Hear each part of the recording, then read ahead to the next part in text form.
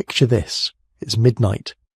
You're standing in your kitchen, the house quiet, the fridge humming softly in the darkness. You open the door and cold light spills out. There, on the shelf, a carton of milk. You pull it out, feel the weight of it in your hand, pour yourself a tall glass. The liquid is white, cold, slightly sweet. You take a long drink and it's comforting, familiar. Maybe it even helps you sleep. For some of you listening to this right now, that scene sounds perfect, normal. Maybe it's exactly what you did before climbing into bed tonight. But for others, that same glass of milk would be a disaster. Within an hour, maybe less, your stomach would start churning, bloating, cramps, gas, hours of discomfort stretching into the night, the exact same beverage. One person's comfort food is another person's digestive nightmare. And here's the thing that should make you pause. If you can drink that glass of milk without any problems, you're actually in the minority. Globally, around 65 to 70% of all adult humans cannot properly digest lactose, the sugar in milk.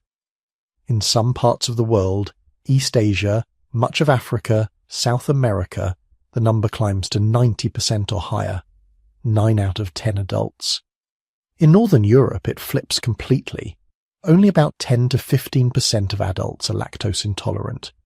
The rest can drink milk just fine, their whole lives. So what's going on? Why can some humans drink milk into adulthood while most of the world cannot? And why does the answer change so dramatically depending on where your ancestors came from? The answer is a story about evolution happening in fast forward. A genetic mutation that appeared roughly 10,000 years ago, maybe less. A handful of ancient herders who decided to do something no adult mammal had really done before, drink the milk of another species regularly, and a process so powerful that it literally rewrote human DNA in just a few thousand years, which in evolutionary terms is the blink of an eye. This is a story about culture-changing biology, about how the simple act of keeping cows and goats and sheep didn't just give our ancestors a new food source. It changed what kind of humans could survive and thrive. It's about cheese and yogurt as ancient biotechnology, about multiple populations on different continents, all evolving the same solution independently. It's about a gene switch that most mammals turn off after weaning, and the rare humans who, through a tiny mutation, kept it on forever. And it's about the world before that mutation, when every adult human on Earth was lactose intolerant, and milk was something only children could drink. If you're using this to fall asleep, you're in the right place. That's exactly why I make these. So maybe subscribe, and before you drift off, drop a comment. Tell me where you are and what time it is, whether it's 2 a.m. in Tokyo or a lazy Sunday afternoon in Sao Paulo, whether you're in bed in Berlin or on a couch in Boston. I read them all and it's kind of amazing. The whole world listening to the same story all at once scattered across time zones. Tonight, we're going on a long, gentle journey backward through 10,000 years. We'll walk through Neolithic villages where the first farmers were just figuring out what to do with the milk from their newly tamed animals. We'll meet ancient herders on the steppes and in the African savanna, people who built entire ways of life around dairy, even though their bodies couldn't digest it properly. We'll watch as tiny genetic mutations scattered across different continents began to spread through populations with a force that scientists now recognize as some of the strongest natural selection ever measured in humans. We'll explore why this happened. What advantage could drinking milk possibly give that would cause a gene to sweep through entire populations in just a few millennia? Was it nutrition? Was it survival during famines? Was it something about living in northern climates where sunlight is scarce and vitamin D is precious? And we'll end up here, in the present, looking at a world where your ability to enjoy a glass of milk before bed is written in your DNA, inherited from ancestors who may have been herders in the Alps, or farmers in Anatolia, or pastoralists following cattle across the grasslands of East Africa, or fisher folk in coastal Asia who never needed the mutation at all. It's one of the most recent chapters of human evolution, and it's still being written. The milk you drink or can't drink is a molecular fossil, a living connection to choices made thousands of years ago by people who had no idea they were changing the human species forever. So settle in, get comfortable. Let's go back to a time before anyone could drink milk. Back to the beginning. Before we can understand why some humans evolved the ability to drink milk, we need to understand the default setting, the biological baseline that every mammal on Earth shares, including us. Here's how it works. When you're born, whether you're a human baby, a puppy, a kitten, a baby elephant, or a newborn whale, your small intestine produces an enzyme called lactase. It's manufactured by specialized cells lining the villi, those tiny finger-like projections that give your intestinal wall its absorbent surface area. Lactase has one job: break down lactose. Lactose is the primary sugar in milk. It's a disaccharide, which means it's made of two smaller sugars bonded together, glucose and galactose. Your body can't absorb lactose in that combined form. It's too big to pass through the intestinal wall into your bloodstream, so lactase splits it apart, cuts the bond, turns one lactose molecule into glucose and galactose, both of which your intestine can absorb easily. From there, they enter your blood and provide energy. This system is essential for infant survival. Mother's milk is the perfect food for babies, densely packed with calories, fats, proteins, and that lactose, which provides quick energy for a rapidly growing brain and body. Every baby mammal is born with the genetic instructions to produce abundant lactase. It's hardwired into the developmental program. The milk comes, the enzyme is ready. But then something happens. Weaning. In the wild, weaning is a clear transition. The mother stops producing milk. The infant starts eating the adult diet, whatever that is for the species. Grass, meat, insects, fruit. None of those foods contain lactose.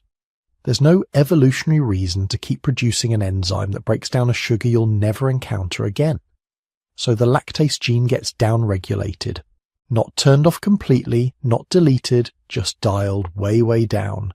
Production drops. Sometimes gradually over months, sometimes more sharply. By the time a young mammal reaches full adulthood, lactase activity in the intestine has fallen to around 5 to 10% of infant levels. This happens in dogs, in cats, in cows, ironically, in elephants and whales and chimpanzees, and in humans. Or at least, it used to happen in all humans. This decline after weaning is the ancestral pattern, the wild-type condition, the biological default written into our DNA by millions of years of mammalian evolution. It's not a disease, it's not a disorder, it's not a deficiency or an abnormality. It's normal, expected, the way mammals are supposed to work. For the vast majority of human history, every adult human experienced this same lactase decline. Around age 2, 3, maybe 4, sometimes extending into early childhood, lactase production in the gut would start dropping. By adulthood, it was minimal. This wasn't a problem, because for millions of years adult humans didn't drink milk. There was no milk to drink. Your mother weaned you, you started eating solid food, and you never consumed lactose again for the rest of your life. So what happens now when an adult with low lactase drinks a glass of milk? The lactose enters the stomach, passes into the small intestine, and there's not enough enzyme to break it all down. Some glucose and galactose get absorbed, but a significant portion of the lactose stays intact, too big to cross the intestinal wall, so it just keeps moving through the digestive tract, undigested, until it reaches the colon, and that's where things get uncomfortable. Your colon is full of bacteria. Trillions of them. Normally they're working on fiber and other materials your small intestine couldn't process. But lactose to these bacteria is a feast.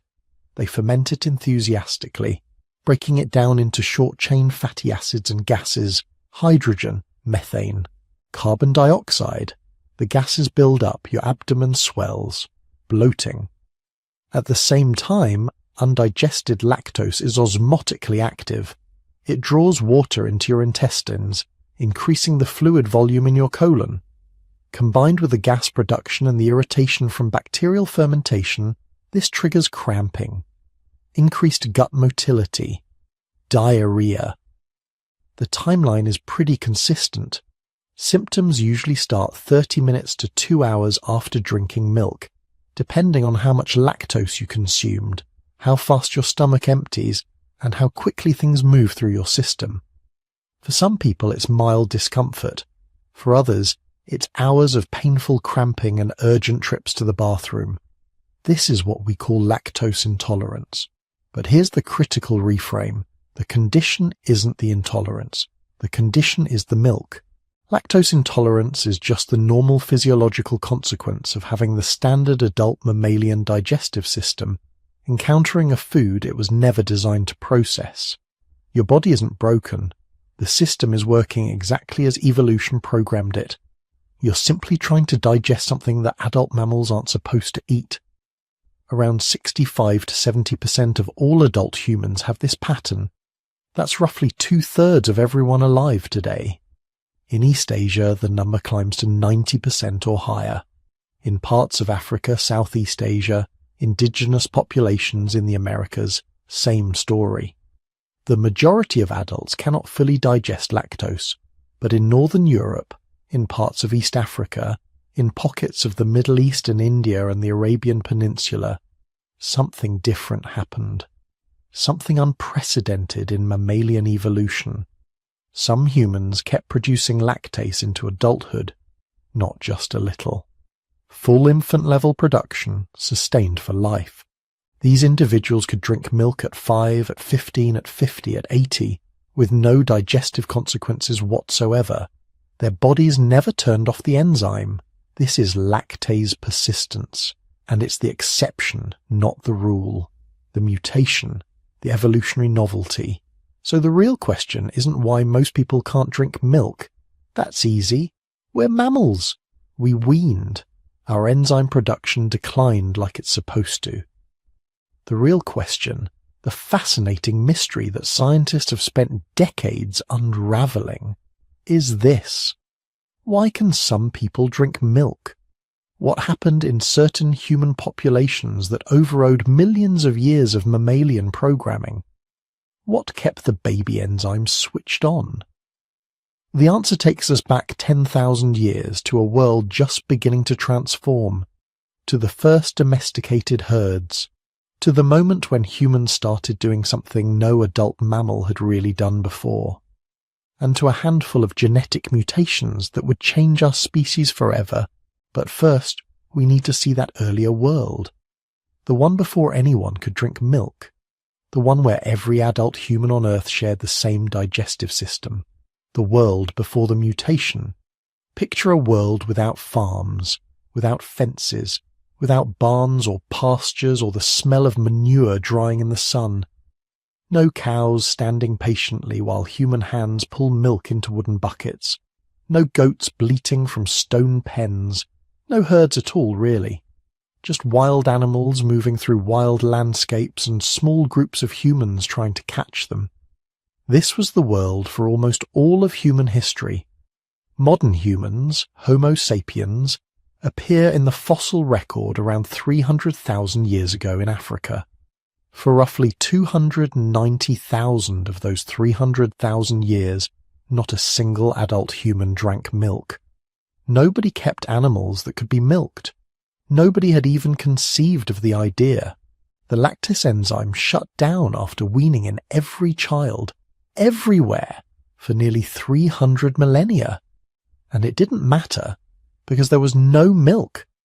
Your ancestors lived in small bands, maybe 20, 30, sometimes 50 people if conditions were good.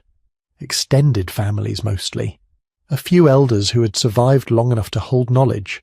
Adults in their prime doing most of the hunting and heavy gathering. Teenagers learning skills. Children playing, watching, absorbing. They moved with the seasons, following game migrations, tracking the ripening of plant foods, returning to known good spots when the time was right. Their diet was everything the landscape offered. In coastal areas, shellfish and fish. Inland, that meant tracking herds of wild game, deer, wild horses, bison in some regions, massive aurochs, the wild ancestors of cattle, animals that could weigh over 1,000 kilograms and stood nearly 2 meters at the shoulder, dangerous, powerful creatures with long curved horns. You didn't milk an aurochs, you hunted it carefully with multiple hunters coordinating spear thrusts, hoping not to get gored. If you succeeded, you butchered it where it fell and carried back hundreds of kilograms of meat. The plant side of the diet was just as varied. Nuts collected in autumn and stored through winter, tubers dug from the ground with wooden sticks, wild grains gathered where they grew, though not yet cultivated, fruits and berries when they were in season, leafy greens, roots, honey when you could find a hive and survive the bees long enough to take it. Some groups developed elaborate food processing techniques, leaching toxins from bitter plants, fermenting certain foods to preserve them or make them more digestible. But no dairy, nowhere, not cheese, not yogurt, not butter, not milk in any form from any animal. Wild goats roamed the mountains. Wild sheep grazed in flocks. Both species existed as prey animals, hunted opportunistically when encountered, valued for meat and hide. The idea of capturing them alive, keeping them, managing their breeding and extracting their milk, that idea simply didn't exist. It was as foreign as the notion of farming the wind or herding the rain. And even if someone had somehow caught a wild goat and figured out how to squeeze milk from it, what then? Adult humans couldn't digest it properly. The lactase was gone. Drinking it would lead to cramping, bloating, diarrhea. Not exactly a reliable food source, not exactly something you'd build a culture around. So for 290,000 years, that was the pattern. Hunt, gather, move, survive. Technologies improved. Stone tools became more sophisticated. People learned to work bone and antler. They figured out how to make cord and netting. They developed throwing spears, and later, atlatls that could hurl those spears with deadly force. Fire management became refined to the point where groups could use controlled burns to shape entire landscapes, encouraging the growth of preferred plant species or driving game into kill zones. Social complexity increased too. Trade networks emerged that could move high-quality stone for tool-making across hundreds of kilometers. Ochre and shells used for body decoration travelled similar distances, suggesting gift exchange and status systems. Burial practices became more elaborate. Art appeared, first as simple engravings, later as the stunning cave paintings of Europe, Africa and Australia. People were telling stories, creating meaning, building cultures, but still no herds, no domestication, no milk. Then the climate shifted. Around 20,000 years ago, Earth was locked in the last glacial maximum. Ice sheets kilometers thick covered huge portions of the northern continents. Sea levels dropped over 100 meters as water froze into glaciers. Vast areas that are now fertile farmland were frozen tundra or ice. Atmospheric carbon dioxide was around 200 parts per million, among the lowest in millions of years. Plant productivity was suppressed. Game was scarce in many regions. Humans survived, but in smaller numbers concentrated in refugia where resources remained available. And then, slowly, the ice began to retreat. Between roughly 20,000 and 10,000 years ago, temperatures rose.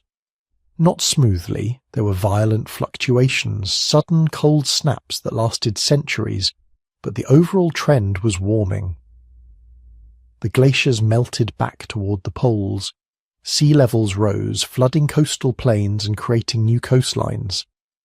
atmospheric CO2 climbed back up toward 270 parts per million.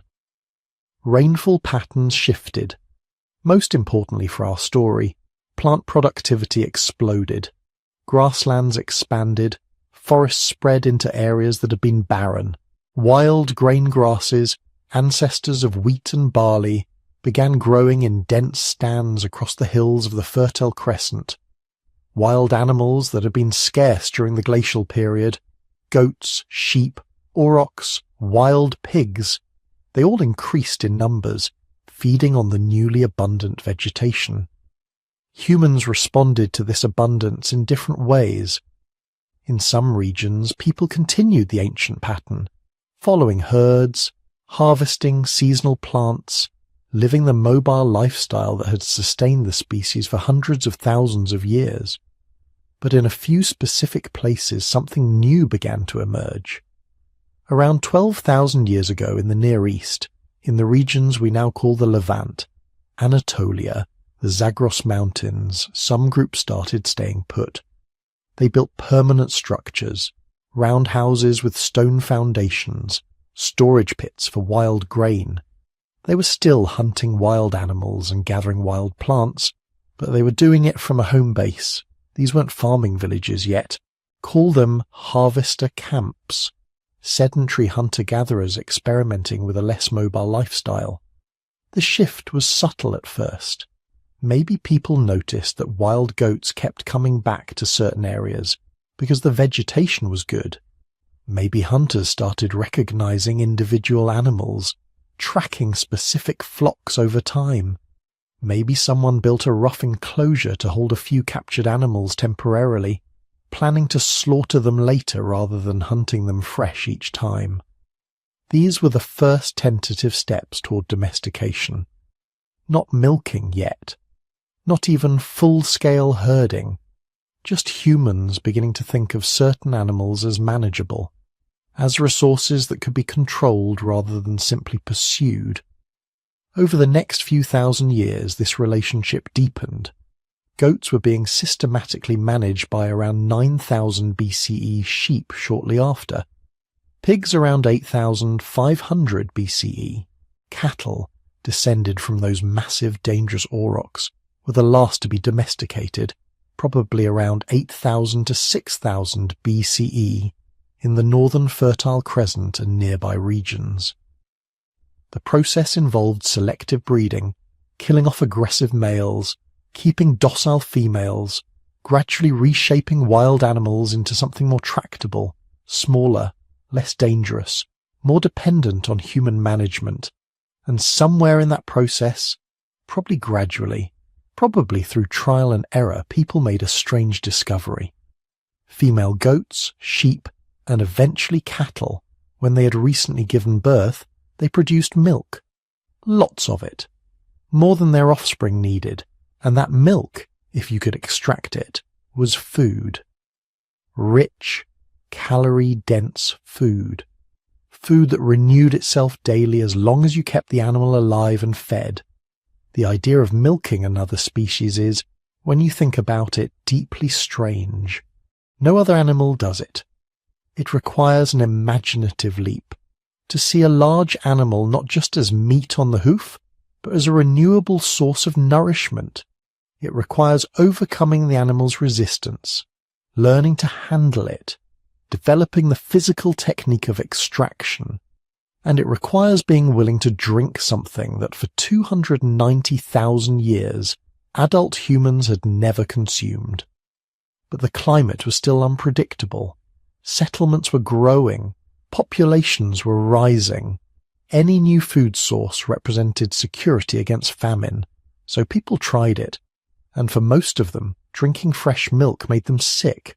The absent lactase, the undigested lactose, the cramping and diarrhea. It wasn't a miracle food, it was a digestive disaster. But they didn't give up, because humans are remarkably good at solving problems, especially food problems, and the solution to the milk problem would turn out to be one of the most important biotechnological innovations in human history. The world was about to change. The Neolithic Revolution was beginning. and with it the stage was being set for the mutation that would let some humans drink milk and thrive. The transformation didn't happen overnight. Domestication was a conversation that took centuries, maybe millennia. A slow negotiation between humans and animals that neither side fully understood they were having. Start with the goats.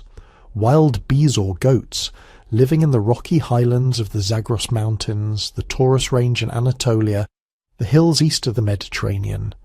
Nimble, suspicious, adapted to steep terrain where predators couldn't easily follow. Around 9000 BCE, maybe a bit earlier in some places, humans started keeping them. Not just hunting them, keeping them. Capturing kids maybe, bringing them back to settlements. Building rough stone enclosures, learning which ones stayed calm and which ones fought until they injured themselves. The calm ones survived, the aggressive ones got eaten. Generation after generation, human selection pressure reshaped the species. Goats got smaller, their horns changed shape, their flight distance, the space they needed before they'd bolt from a human, it shrank. They were becoming something new, not quite wild anymore, not fully domesticated yet either, something in between. Sheep followed a similar path. Wild mouflons, ancestors of domestic sheep, ranged across similar territory. By 8500 BCE, people were managing flocks, same process, capture, contain, selectively breed, gradually transform. Pigs were domesticated around the same time, wild boar brought into human settlements, probably starting as animals that had learned to scavenge refuse heaps and then just never left.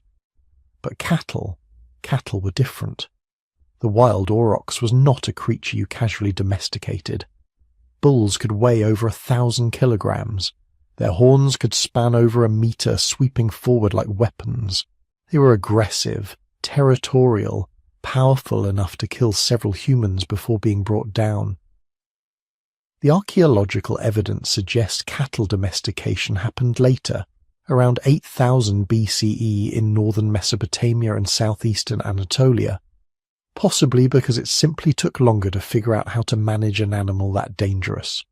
The process probably started with capturing calves, very young ones, before they learned fear or aggression from their mothers, raising them by hand, keeping them contained, breeding only the least aggressive individuals.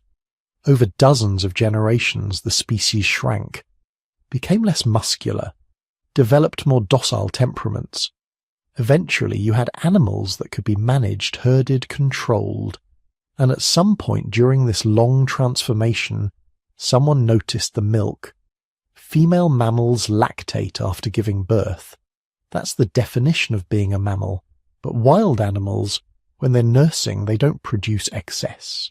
Evolution calibrates milk production to offspring need. There's no surplus. But domestic animals, especially ones bred over generations by humans selecting for various traits, they sometimes do produce surplus. More milk than a single kid or lamb or calf can consume, and if you remove that offspring early, or learn to extract milk while the offspring was still nursing, you could redirect that resource. You could take it for yourself. We know this happened because the evidence is literally baked into ancient pottery. Archaeologists studying Neolithic vessels from northwestern Anatolia, dating to around 7000 BCE, the 7th millennium before our era, they found something remarkable preserved in the ceramic fabric. Fatty acid residues, microscopic traces of organic compounds that had soaked into the clay thousands of years ago. Different fats leave different chemical signatures. The carbon isotope ratios in fatty acids from milk are distinct from those in meat fat or plant oils. When researchers analysed lipids from these ancient pots, they found the unmistakable fingerprint of milk. Someone, 9,000 years ago, was pouring milk into ceramic vessels, storing it, probably processing it. This is direct molecular evidence of dairy use. Not speculation, not inference from animal bones or ethnographic analogy. Actual milk fats preserved for 90 centuries, waiting for someone with a gas chromatograph to come along and read the message. Similar evidence has been found across the early Neolithic world. The Fertile Crescent, Anatolia, later spreading into Europe. By 6000 BCE, milk residues show up in pottery from the Balkans, Central Europe, the British Isles. Wherever farming communities spread, milk came with them. But here's the truly strange part. The people doing this, the Neolithic farmers collecting milk and storing it in pots, and probably drinking it or feeding it to their children, they were lactose intolerant. We know this because we have their DNA, ancient DNA analysis of early European farmers, people living in the Neolithic before 5000 BCE, shows something striking. They lack the genetic variants associated with lactose persistence. The main European variant, a mutation in the regulatory region near the LCT gene, it's absent or extremely rare. Some studies have tested dozens of ancient individuals and found not a single copy of the persistence allele. These people lost their lactase after weaning, just like their Paleolithic ancestors, just like every other mammal, yet they were using milk. Evidence from dental calculus, the mineralized plaque that forms on teeth and preserves for thousands of years, confirms this. Proteins from milk show up trapped in the dental calculus of Neolithic individuals who genetically could not have digested lactose properly. They were consuming dairy despite the consequences. This creates a fascinating paradox. Why would you deliberately use a food that makes you sick? Why would entire communities adopt dairying when most adults couldn't handle fresh milk? The answer has to be that the benefits outweighed the costs, even accounting for the digestive distress. Think about what milk represents. It's a renewable resource from a living animal. You don't have to kill the animal to get it. A single cow, if well fed, can produce several litres of milk per day throughout most of the year. That's thousands of calories, extracted without reducing your herd size. For settled agricultural communities, this was revolutionary. Meat requires slaughter. Slaughter reduces your livestock. But milk could flow indefinitely as long as you kept females pregnant and fed. Even if drinking it fresh made you uncomfortable, even if it caused cramping and diarrhea, it was still calories, still fat and protein and sugars. In times of crop failure, in seasons when plant foods were scarce, having access to milk could mean survival. A few hours of digestive discomfort might be preferable to starvation. And perhaps not everyone reacted the same way. Lactase decline after weaning isn't instantaneous. Some individuals retain partial enzyme activity into adulthood. The severity of lactose intolerance varies. Maybe some people could handle small amounts. Maybe children who still had lactase were the primary consumers. Maybe the sick feeling was understood as a price worth paying. But there's another possibility, one that the archaeological evidence increasingly supports. Maybe they weren't drinking it fresh. Those lipid residues show up in all kinds of pottery, storage jars, cooking vessels, and intriguingly in perforated containers, ceramic sieves. Why would you need to strain milk? Unless you were separating something, unless you were processing it. Milk, when left to sit, naturally sours. Bacteria consume the lactose, converting it to lactic acid. This process, fermentation, reduces lactose content significantly. The result is something like yogurt or kefir, still nutritious, still calorie-dense, but much easier on a lactose-intolerant digestive system. If you take it further, if you deliberately separate curds from whey, you're making cheese. And cheese contains very little lactose. Most of the lactose stays in the liquid whey, which can be discarded or fed to animals. The solid curds, the part humans eat, they're digestible, even for people who lost their lactase years ago. The Neolithic Revolution wasn't just about domesticating animals. It was about domesticating their products, transforming raw milk, which most adults couldn't handle, into processed forms that unlocked its nutritional value without the consequences. This was biotechnology, fermentation, separation, preservation, ancient food science solving an ancient biological problem. For thousands of years, this was the solution. Make cheese, make yogurt. Let the bacteria do the work your missing enzymes couldn't. Build an entire culinary tradition around processed dairy, and live with the fact that fresh milk, the thing that would eventually become so central to some cultures, was basically off limits. But evolution was watching, and where culture creates new selection pressures, where human behavior reshapes the environment in ways that favor certain genes over others, natural selection responds. It just takes time, and a mutation, a very specific mutation, one that would begin appearing in a few individuals scattered across Neolithic populations, one that would, over the next several thousand years, spread through some populations at a speed that would make it one of the most dramatic examples of natural selection in recent human history. The stage was set. The animals were domesticated. The milk was flowing. The processing techniques were developed. All that was missing was the genetic change that would let some humans digest it fresh. That change was coming, but not yet. Not for thousands more years. First, the communities that had learned to use dairy through processing would refine their techniques, expand their herds, spread across continents.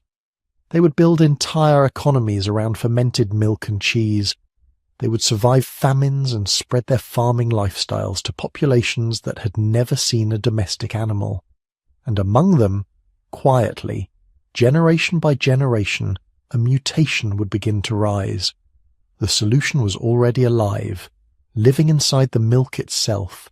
Bacteria, trillions of them. Naturally present in raw milk on human hands in the air, coating the surfaces of clay vessels. Under the right conditions, these microorganisms would begin feeding on lactose, the milk sugar that caused so much trouble for adult humans. They would consume it, break it down, convert it into something else, lactic acid. This process, which we now call fermentation, was probably discovered by accident. Someone left milk sitting in a warm place.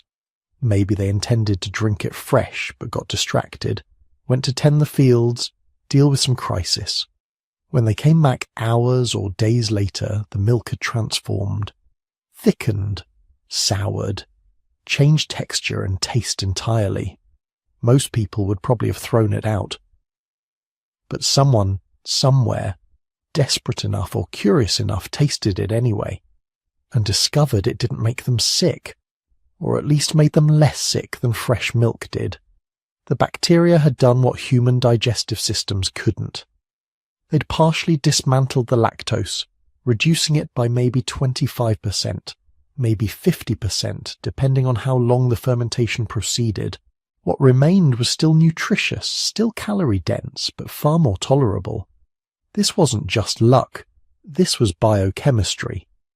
The lactic acid bacteria that naturally colonize milk, species like Lactobacillus and Streptococcus, they produce their own lactase enzymes. They need them to access the lactose as a food source. When you consume fermented milk, when you eat yogurt or drink kefir, those bacterial enzymes don't just stop working because you swallowed them. They continue hydrolyzing lactose in your gut, doing the job your own missing enzymes can't. Studies with lactose-intolerant subjects have shown this repeatedly. Give them fresh milk and they suffer.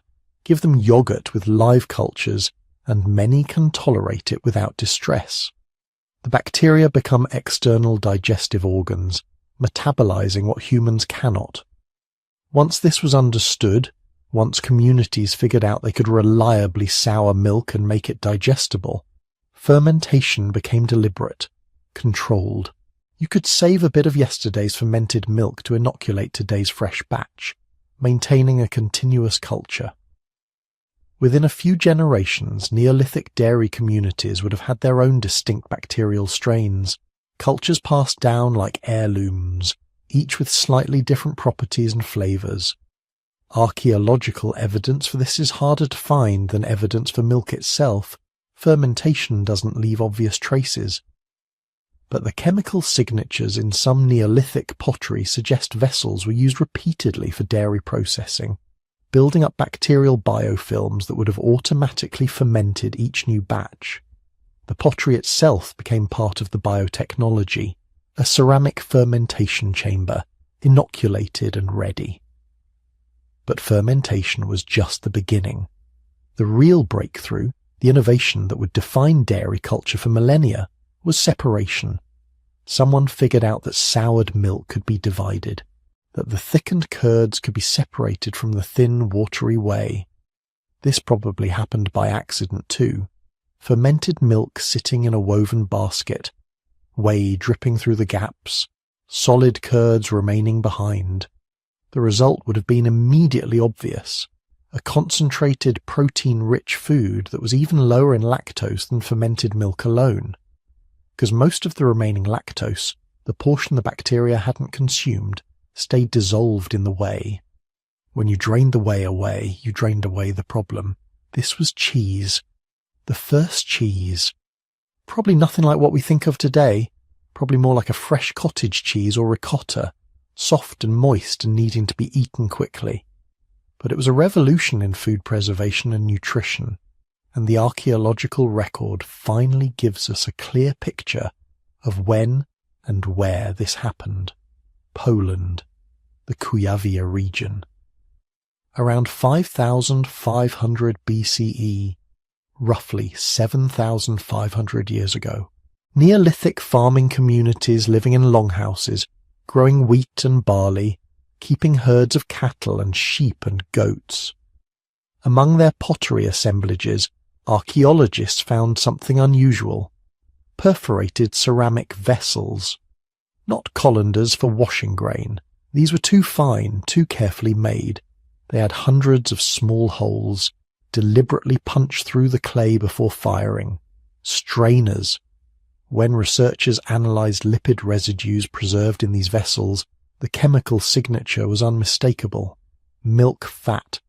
Abundant milk fat, far more concentrated than in regular storage jars. These weren't containers for fresh milk. They were tools for processing it. The holes allowed liquid to drain while retaining solids. They were cheese molds, the earliest direct evidence for cheesemaking ever found. The 2013 Nature study that documented this evidence was careful to note what it meant. These Polish farmers were lactose intolerant.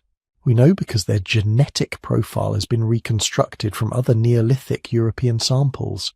They lacked the persistence mutation, yet they were producing cheese on a scale that required specialized equipment. This wasn't casual experimentation. This was systematic food processing, part of daily life, refined over generations. The curds they collected could be salted, which would draw out more moisture and extend shelf life. They could be pressed into compact forms, easier to store and transport than fresh milk. They could probably be dried, creating a product that could last months or even years. Suddenly dairy wasn't just a supplement to be used when available. It was a storable resource, a buffer against seasonal scarcity, something you could accumulate and trade. This technology spread wherever dairy communities spread.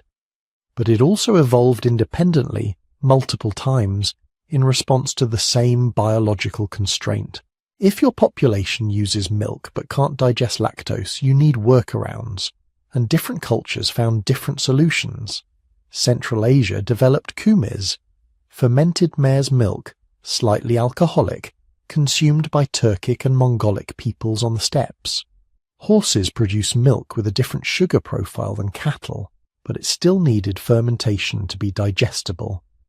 The nomadic cultures that perfected kumiz also perfected a mobile lifestyle built around dairy, carrying their fermentation bags on horseback, maintaining their cultures across vast distances.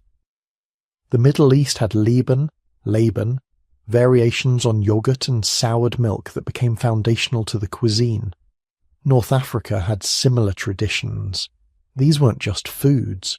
They were solutions to a metabolic problem, refined over centuries, encoded in cultural knowledge. South Asia took it further. Yogurt, dahi, set curds that were eaten fresh or churned into lassi, drinks that made milk digestible while remaining deeply nutritious. But South Asian cuisine also developed something even more clever: ghee. Clarified butter that's been heated until all the water evaporates and the milk solids separate and can be removed. What remains is pure fat. No lactose, no casein. Virtually nothing that would trouble a lactose-intolerant digestive system. Ghee could be stored without refrigeration for months, used for cooking, incorporated into religious rituals. It was dairy stripped down to its most concentrated, most stable, most universally digestible form. For populations that remained largely lactose-intolerant into the modern era, ghee became central to cuisine in ways fresh milk never could. Africa developed its own parallel traditions. Amasi among southern groups, Maziwa Lala in East Africa, countless regional variations on soured fermented milk, each adapted to local bacteria, local climates, local tastes. What's striking is the convergence. Different continents, different animals, different bacterial cultures, but the same basic insight. You can transform milk. You can make it safe for adult consumption. You can do this with technology, with controlled microbial processes, without waiting for evolution to catch up. These were cultural adaptations that substituted for genetic ones. They worked. They sustained populations for thousands of years. They made dairying viable across most of the Neolithic world. But culture and genetics don't evolve in isolation. They shape each other.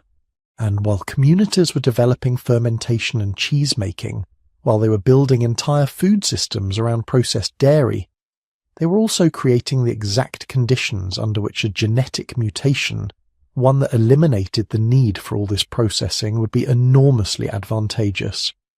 That mutation was already out there, somewhere, in a few individuals, rare, barely noticeable, not yet spreading. But the stage was set for its rise.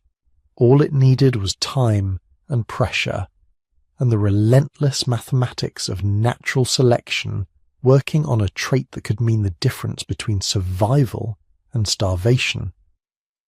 The mutation wasn't magic. It wasn't a brand new gene appearing out of nowhere. It was something much quieter, a small change in the instructions that told an existing gene when to turn on and when to turn off. To see how it worked, we have to zoom in, not to the scale of villages and herds anymore, but to the level of a single cell lining the wall of your small intestine. Picture it like a seaside town at night, seen from far above. Each house is a gene. Some windows are lit, some are dark, some flicker on, only during certain hours. On one long street in this town lies a particular house. Scientists call it LCT. It sits on chromosome 2, one of the 23 paired chromosomes that make up the human genome. That's the postal address, 2Q, written in the language of genetics. But what matters for our story is what happens inside. When the lights are on in the LCT house, that house makes something very specific, the lactase enzyme. Lactase is the molecular tool that breaks the milk sugar lactose into smaller sugars, glucose and galactose, that your body can actually absorb. It does its work right at the brush border of the small intestine, at the surface of those tiny finger-like villi that grab nutrients as food passes by. In babies, the LCT house blazes with light. The gene is wide open, working almost around the clock. That makes sense. For a newborn mammal, milk is not a luxury, it's everything. No milk, no survival. So natural selection made sure infant intestines are full of lactase. Every drop of milk can be broken down, every calorie captured. But for most mammals, and for most humans throughout our history, that bright light is temporary. After weaning, the village starts to dim, curtains are drawn, lamps are turned down. Gradually, LCT activity falls. The lactase enzyme is still perfectly designed, still capable of doing its job, but the body simply stops making much of it. By adolescence, for the majority of people in most times and places, the LCT house is a quiet, dark building at the edge of town. The gene is still there, still intact. The blueprint for lactase hasn't changed. What's changed is the schedule, the hours, the decision about whether this house should keep its lights on into adulthood. That decision doesn't happen inside the house itself. It happens at the electrical box, at the dimmer switch. Genes rarely act alone. Around each gene are stretches of DNA whose job is not to build proteins, but to control when protein building happens. You can think of the LCT gene as a lamp, and these nearby regions as the hand turning the dial. Turn it up in infancy, turn it down after weaning. In most mammals, that's the default. The surprise of lactase persistence is that the lamp didn't change. The bulb, the wiring, the design of the lactase enzyme itself, all of that stayed the same. What changed was the dimmer switch. If we move just upstream of the LCT house, we find another gene sitting next door, MCM6. It does its own unrelated work in the cell, but hidden inside one of its long non-coding stretches, in what geneticists call an intron, lies a control panel, a piece of DNA that acts like an enhancer for LCT, a switchboard that tells the intestine cells how brightly to keep the lactase lamp burning, and for how long. Somewhere in that control panel, a single letter in the DNA alphabet flipped. In the European version of this story, that letter sits about 13,910 bases upstream of the start of LCT. Scientists label it minus 13,910. At that spot, in most of our ancestors, the DNA carried a C. In some person, at some point in the last 10,000 years or so, a copying error during reproduction changed that C to a T, C to T. One letter out of 3 billion in the human genome. If you wrote your entire genetic code out as a book, page after page of A, C, G, and T, this mutation would be one tiny character on one page near the very end of one chapter, easy to overlook. Yet that tiny shift altered how the enhancer worked.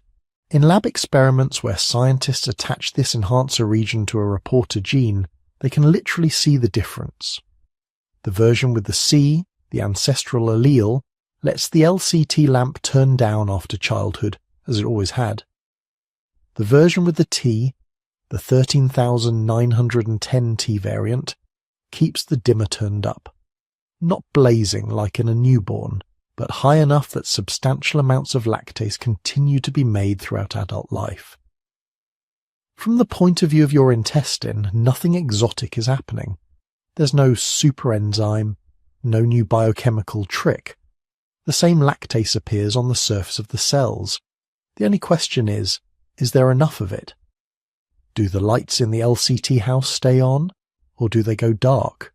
For people with the minus 13,910 T mutation, the answer is they stay on. The lamp burns through adulthood, quietly doing its job every time milk passes by. What makes this especially powerful in evolutionary terms is how the trait is inherited. Lactase persistence, the ability to keep digesting lactose as an adult, behaves as a dominant trait in most studied populations. That means you don't need 2 copies of the light-on version. One is usually enough. Imagine you have 2 copies of that enhancer region, one on each chromosome, 2 you inherited from your parents. If both copies carry the ancestral C, the LCT dimmer will typically slide down after childhood. If one copy carries the T and the other the C, the T version still strengthens the signal enough that your intestine keeps making lactase. If both copies carry the T, the effect is similar or sometimes slightly stronger, but from a practical standpoint, CT and TT individuals are both generally milk drinkers. Only CC tends to be the classic lactose-intolerant adult pattern. From the level of the population, this matters. In a world where milk is a major resource, a single tea from one parent can give a child the ability to drink it lifelong. That means you don't need every person in a family or every person in a village to be homozygous for the mutation. The advantage spreads rapidly because just one copy of the new switch setting can transform someone's diet. This is why geneticists describe lactase persistence not as a change in the LCT gene itself, but as a regulatory mutation. The blueprint remains the same. The factory is unchanged. What differs is the management policy. Do we keep the factory open after the early childhood shift? Or do we close it down and let the building sit idle? To see the contrast, consider a much rarer condition called congenital lactase deficiency. In those unlucky infants, the mutations are right inside the LCT house. The blueprint for lactase is damaged. The enzyme is misbuilt or not produced at all. That's a structural problem. No matter how much you press the switch, no working lamp will ever come on. Adult lactase non-persistence. The normal pattern where lactase fades after weaning is the opposite. The structure is fine, the house is well built.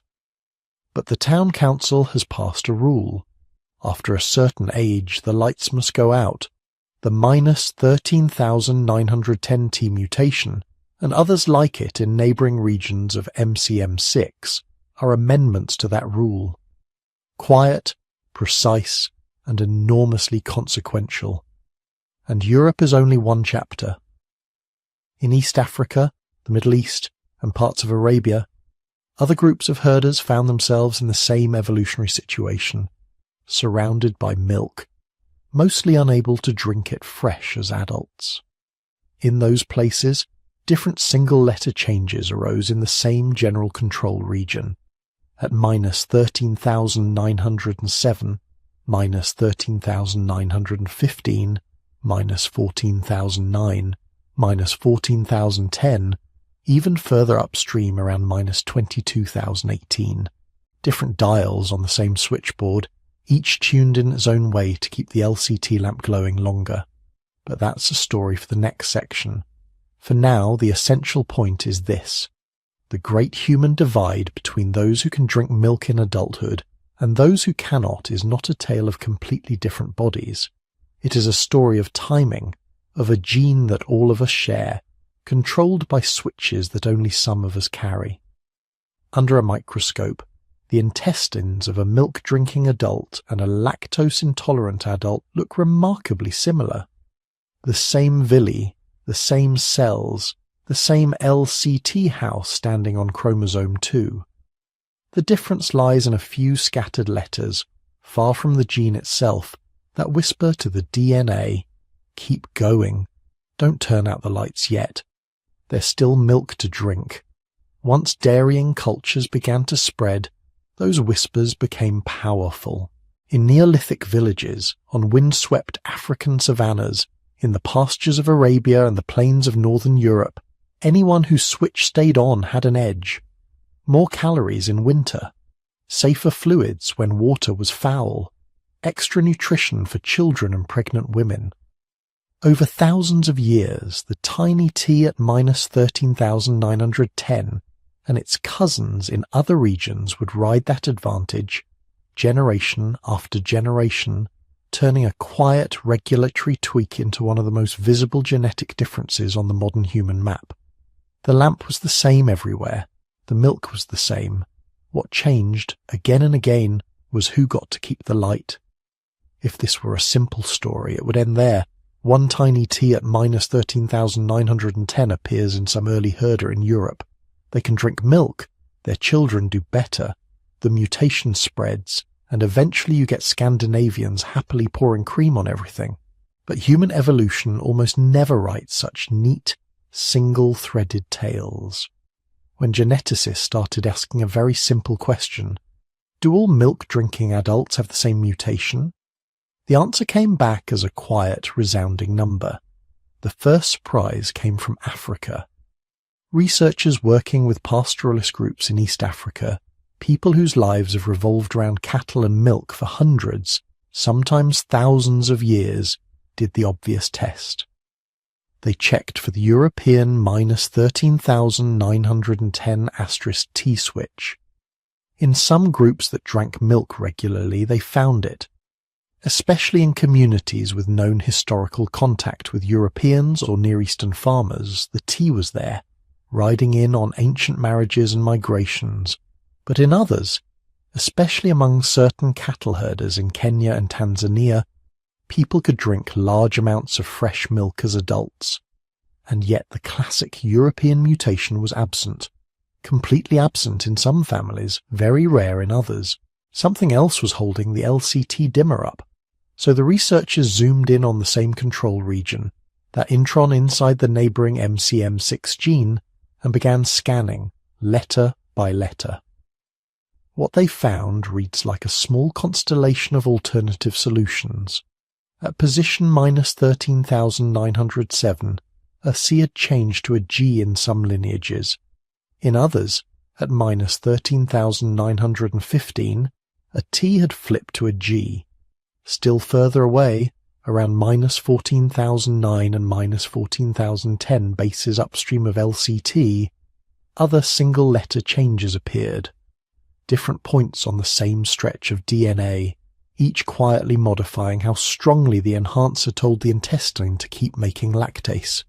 In functional tests, when scientists put these variants into intestinal cells in the lab, many of them behaved like cousins of the European T. They boosted the activity of the LCT promoter. They kept the lamp burning. And the pattern wasn't random. The 14,010 G variant, for example, shows up again and again among East African pastoralists whose wealth is counted in cattle. Groups like the Maasai, the Tutsi, and neighbouring herding peoples. The 13,907 G change is found in some Afro-Asiatic-speaking populations in northeast Africa and the Middle East, where goats and sheep have been milked for millennia. The 13,915 G variant appears at notable frequencies on the Arabian Peninsula and in some North and East African communities with a long history of camel herding and desert pastoralism. The 14,009 G variant turns up in a mosaic of Northeast African and Arab groups, threaded through societies where fresh milk has long been part of everyday life. Different herds, different landscapes, different histories, the same biological question. Imagine a mountain ridge in the dark. Rain starts to fall on its summit. The water has to get down somehow. It can't sit on the peak forever. Gravity demands motion. But when you come back later, you don't find one single carved channel, one official river ordained by the landscape. You find many. Thin rivulets cutting through rock in parallel. Small streams that began separately, weaving and branching, sometimes merging, sometimes running alone, all seeking the same valley floor. This is what convergent evolution looks like. Convergent evolution is the name biologists give to the process where different populations, or even different species facing similar pressures, independently arrive at similar solutions. Not because they share a recent common mutation, but because the environment is asking the same question in many places, and there are only so many good answers. Bats and birds both fly, but their wings are built on different blueprints. Sharks and dolphins both slice through water with streamlined bodies, but one is a fish, the other a mammal. Cacti in the Americas and some spurges in Africa both wear spines and store water, yet their last common ancestor was an unremarkable, non-succulent plant. With lactase persistence, the convergence happens not in bones or feathers, but in a handful of letters in our DNA. In Europe, the -13,910 T river began to cut its channel. In East Africa, the 14,010 G river did the same. In Arabia, 13,915 G began yet another path. At least 5 main streams, 13,910 T, 13,907 G, 13,915 G, 14,009 G, 14,010 G, have been clearly identified so far, and genetic mismatches in some African milk-drinking groups suggest there are more small channels still hidden in the dark, waiting to be mapped. Each of these changes sits on a different genetic background. When scientists examine the stretches of DNA surrounding them, the patterns are distinct, like different regional dialects in the same language. That tells us these mutations did not all spread from one miraculous ancestor. They popped up separately at different times, in different populations, and then were amplified by the same cultural habit, milking animals and drinking their fresh milk. Think of those Neolithic and later herding societies as different villages scattered around the mountain slopes. In one, in the damp grasslands of northern Europe, people tether cattle in wooden byres and fill clay pots with cow's milk. In another, further south and east, families lead mixed herds of goats and sheep through rocky hills, milking them in stone pens before dawn. On the hot open plains of East Africa, tall herders guide longhorn cattle across savannas, sharing gourds of milk and blood. In the dry deserts of Arabia, lean camels kneel by low tents, their milk a lifeline in a water-poor world. The animals differ, the climate differs, the languages, the songs, the rituals, all their own. But in all of these worlds, one quiet pattern repeats. Milk is available, often daily. It is rich in calories, proteins, fats, sugars, and micronutrients. It is produced on legs, able to walk to where people are, even when crops fail or rivers shrink. It is, for these cultures, too valuable to waste. If you happen to carry a switch that lets you drink that milk as an adult without distress, you gain a small edge. In times of abundance, you can put away a little more energy. In times of scarcity, when harvests fail or herds thin, you can rely on an extra food source that others can't fully use. For children and pregnant women, for people fighting infection or enduring long journeys, that advantage can translate into survival and into healthy offspring.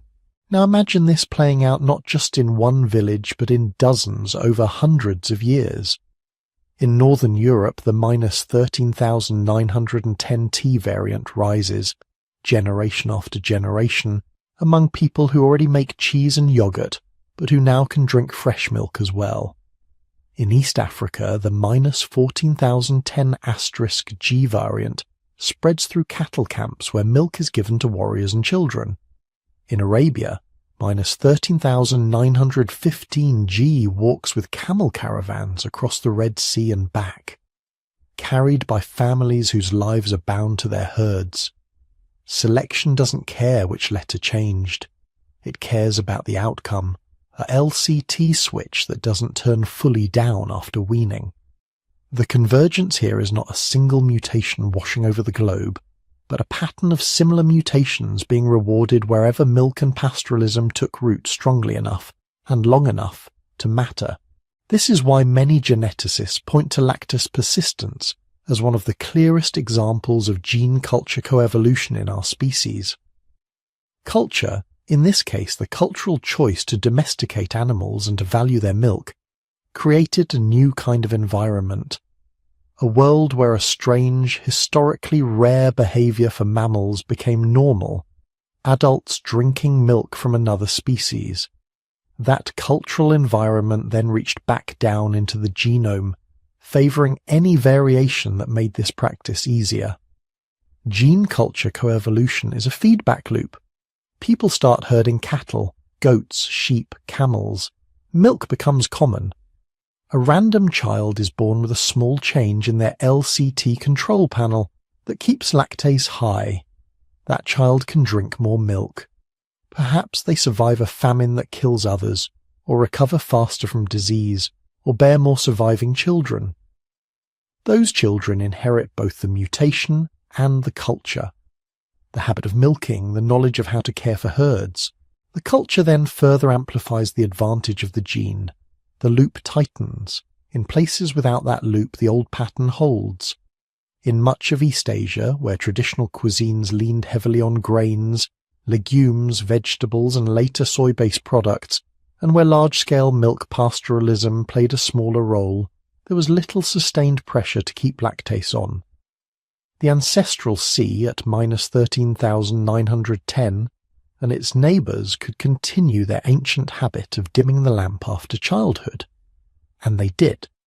So when you look at a modern map of lactose tolerance, you're not seeing the footprint of one heroic mutation. You're looking at a patchwork quilt stitched together by many small changes, each responding to local ways of life.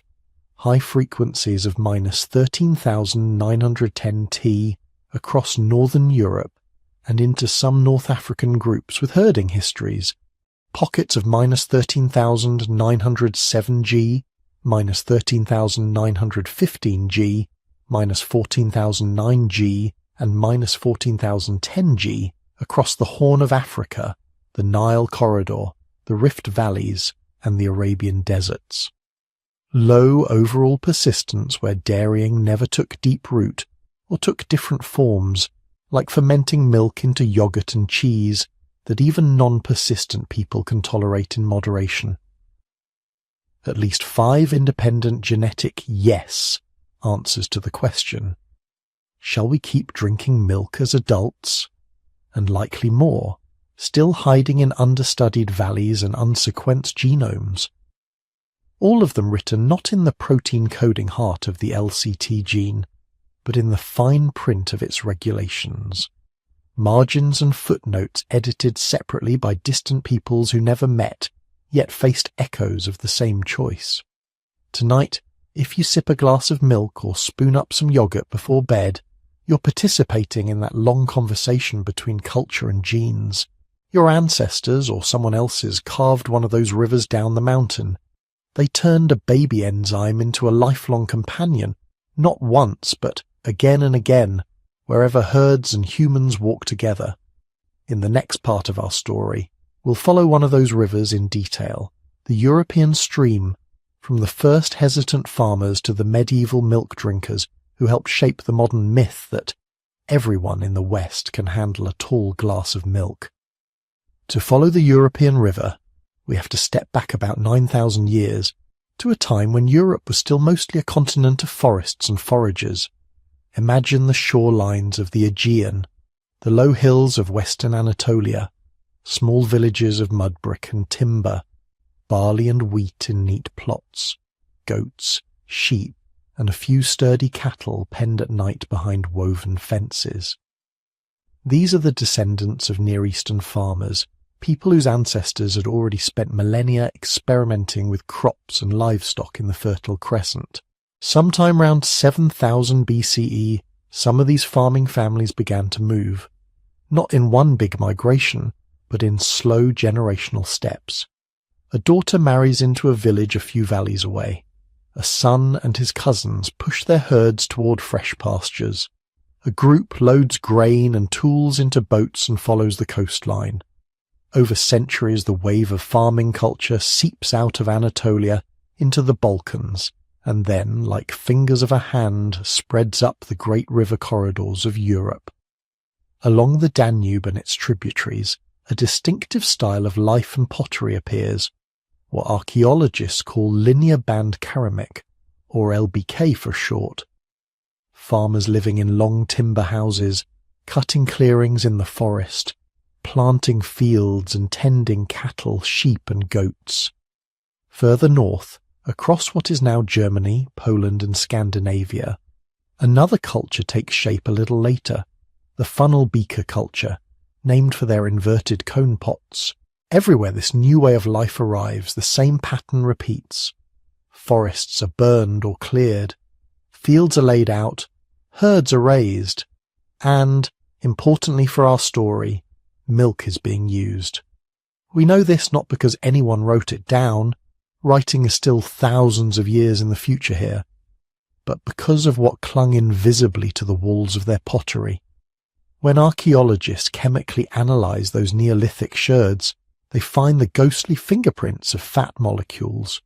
Some of those molecules match the distinctive profile of milk from cows, sheep or goats.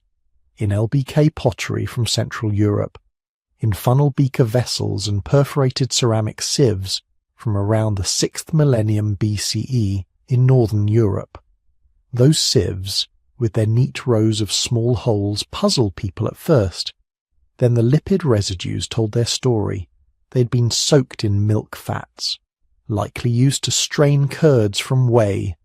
In other words, to make cheese. Early, widespread milk processing, thousands of years before anyone in Europe could reliably drink a mug of fresh milk without consequences. Because here comes the twist. When geneticists managed to pull DNA from the skeletons of those same early European farmers, people from LBK villages in Germany, from Neolithic sites in Hungary and Spain, they went straight to the now famous switch at minus 13,910. And they found almost nothing. Again and again, the ancient genomes carried the ancestral C at that position, not the lactase-persistent T. In many early farming samples dated between roughly 6,000 and 4,000 BCE, the minus 13,910 *T mutation is absent, or present at such low frequencies that, on the scale of whole communities, almost everyone would have been lactose non-persistent. Adult intestines dimming the lactase lamp down after weaning, just as mammals have done for tens of millions of years. So the picture is a little paradoxical when you first see it. In the fields and byres, cattle low quietly. In the pottery, milk is being processed, its fats soaked into clay. Yet in the bones of the people themselves, the genetic signature says, these were, overwhelmingly, lactose-intolerant adults. To live in one of those longhouses in an LBK village was to live in a world where milk was valuable, but raw milk was a problem for most grown-ups. The solution was fermentation and processing, turning fresh milk into yogurt, kefir-like drinks, and especially cheese. All of these reduce lactose, either by letting bacteria eat much of it, or by separating out the whey, where most of the sugar resides. The Neolithic Europeans were, in this sense, doing biotechnology before anyone knew the word. They'd figured out how to turn an almost useless liquid for adults into portable, storable, digestible food. And yet, somewhere within this milky landscape, the T at minus 13,910 did appear. We don't know the exact first cradle of that mutation, but many models point to somewhere in or near the lands these early farmers occupied. Perhaps in the Balkans, perhaps in Central Europe. Sometime in the last 7,500 years or so. At first, it would have been just one letter among many billions in a single child. A tiny accident on the MCM6 enhancer that happened to keep the LCT dimmer turned up. For a long time, nothing dramatic seems to happen. The ancient DNA record from the early and middle Neolithic still shows almost total dominance of the lactose-intolerant version. If the T was present, it was hiding in the background, a small stream not yet cutting a deep channel. Then, much later, the genetic record changes character. As we move forward in time into the late Neolithic, the Copper Age, the Bronze Age, and beyond, the frequency of minus 13,910 T starts to climb. By the time we reach Iron Age and medieval cemeteries in parts of Central and Northern Europe, that once rare T has become common. In one German medieval sample around 1200 CE, roughly 3 out of 4 people already carry lactose-persistent genotypes, very close to modern levels in that region. To go from almost zero to majority in just a few thousand years is fast by evolutionary standards. Models that try to match the observed rise in frequency often require very strong positive selection. Some estimates put the selection coefficient for lactase persistence in Europeans among the strongest documented for any human genetic variant in recent millennia. That's like evolution stepping hard on the gas pedal. Why did this happen when it did? That's still debated. We'll explore the leading ideas in the next section. For now, it's enough to notice the timing puzzle. Milk has been in the European diet since at least 7,000 to 6,000 BCE, but the genetic ability to drink it raw as an adult seems to have surged only in the last 5,000 to 3,000 years. For thousands of years then, Europe was full of people milking animals and making cheese, whose guts behaved, for the most part, like those of any other mammal. Only gradually did a different pattern spread. Adults who could pour milk straight from the animal into a cup and digest it as easily as a child. As the centuries turned into millennia, this genetic river didn't spread evenly. If you map modern lactase persistence across Europe, you don't see a flat plateau, you see a slope. In the far north and northwest, in Ireland and Britain, in Denmark, Sweden and their neighbours, somewhere around 90 to 95% of adults can usually drink milk without trouble. As you move south into France and Central Europe, the frequencies soften, often to the 60 to 80% range, with pockets lower or higher. Cross the Alps into parts of Italy, or travel east into the Balkans and Greece, and the ground shifts again.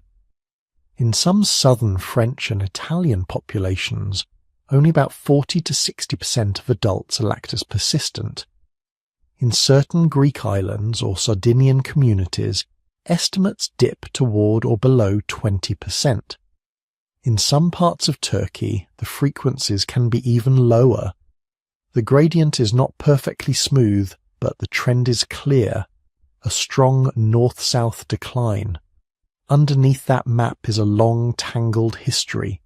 The first Anatolian farmers moving into Europe, the existing hunter-gatherer groups they met and mixed with, later waves of herders and steppe pastoralists sweeping in from the east during the Bronze Age, plagues and famines and social changes in the late prehistoric and early historic periods. Each event shuffled genomes, shifted diets, and subtly changed what kinds of bodies had an advantage. In northern latitudes, where sunlight is weaker and winters are long, some researchers think that being able to drink fresh milk, with its combination of calcium and once fortified or consumed alongside other foods, vitamin D, might have been especially helpful for bones and overall health. Others point to milk as a relatively safe source of hydration and calories in crowded pathogen-rich settlements, or as a famine buffer when crops failed but herds survived. Whatever the exact mix of pressures, the numbers in the DNA tell us something simple but profound.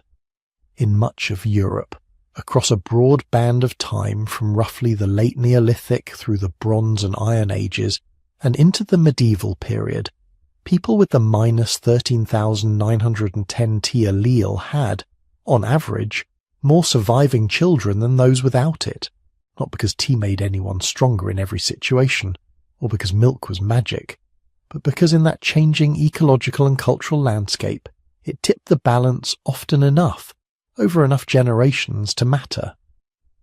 By the Middle Ages, when monks in monasteries brewed beers and copied manuscripts, they also churned butter and made cheese in great quantities. Towns and villages across northern Europe drank milk, ate cream-based porridges, and gave dairy to children and adults alike. By then, the story that Europeans can drink milk was becoming, in that region, less myth and more genetic reality. Even so, the mosaic remained. A farmer in medieval Denmark and a shepherd in medieval Greece did not share the same odds of being lactase persistent. Their herding practices, their diets, their ancestral mixtures differed, and their genomes remembered. And beneath all of this, the debate continues. Exactly when did selection for lactase persistence in Europe really take off? Was it tied to specific climatic downturns and famines, to disease loads in dense farming villages, to the push into higher latitudes with weaker sun? Different studies give slightly different timelines, and new ancient genomes keep adding pieces to the puzzle.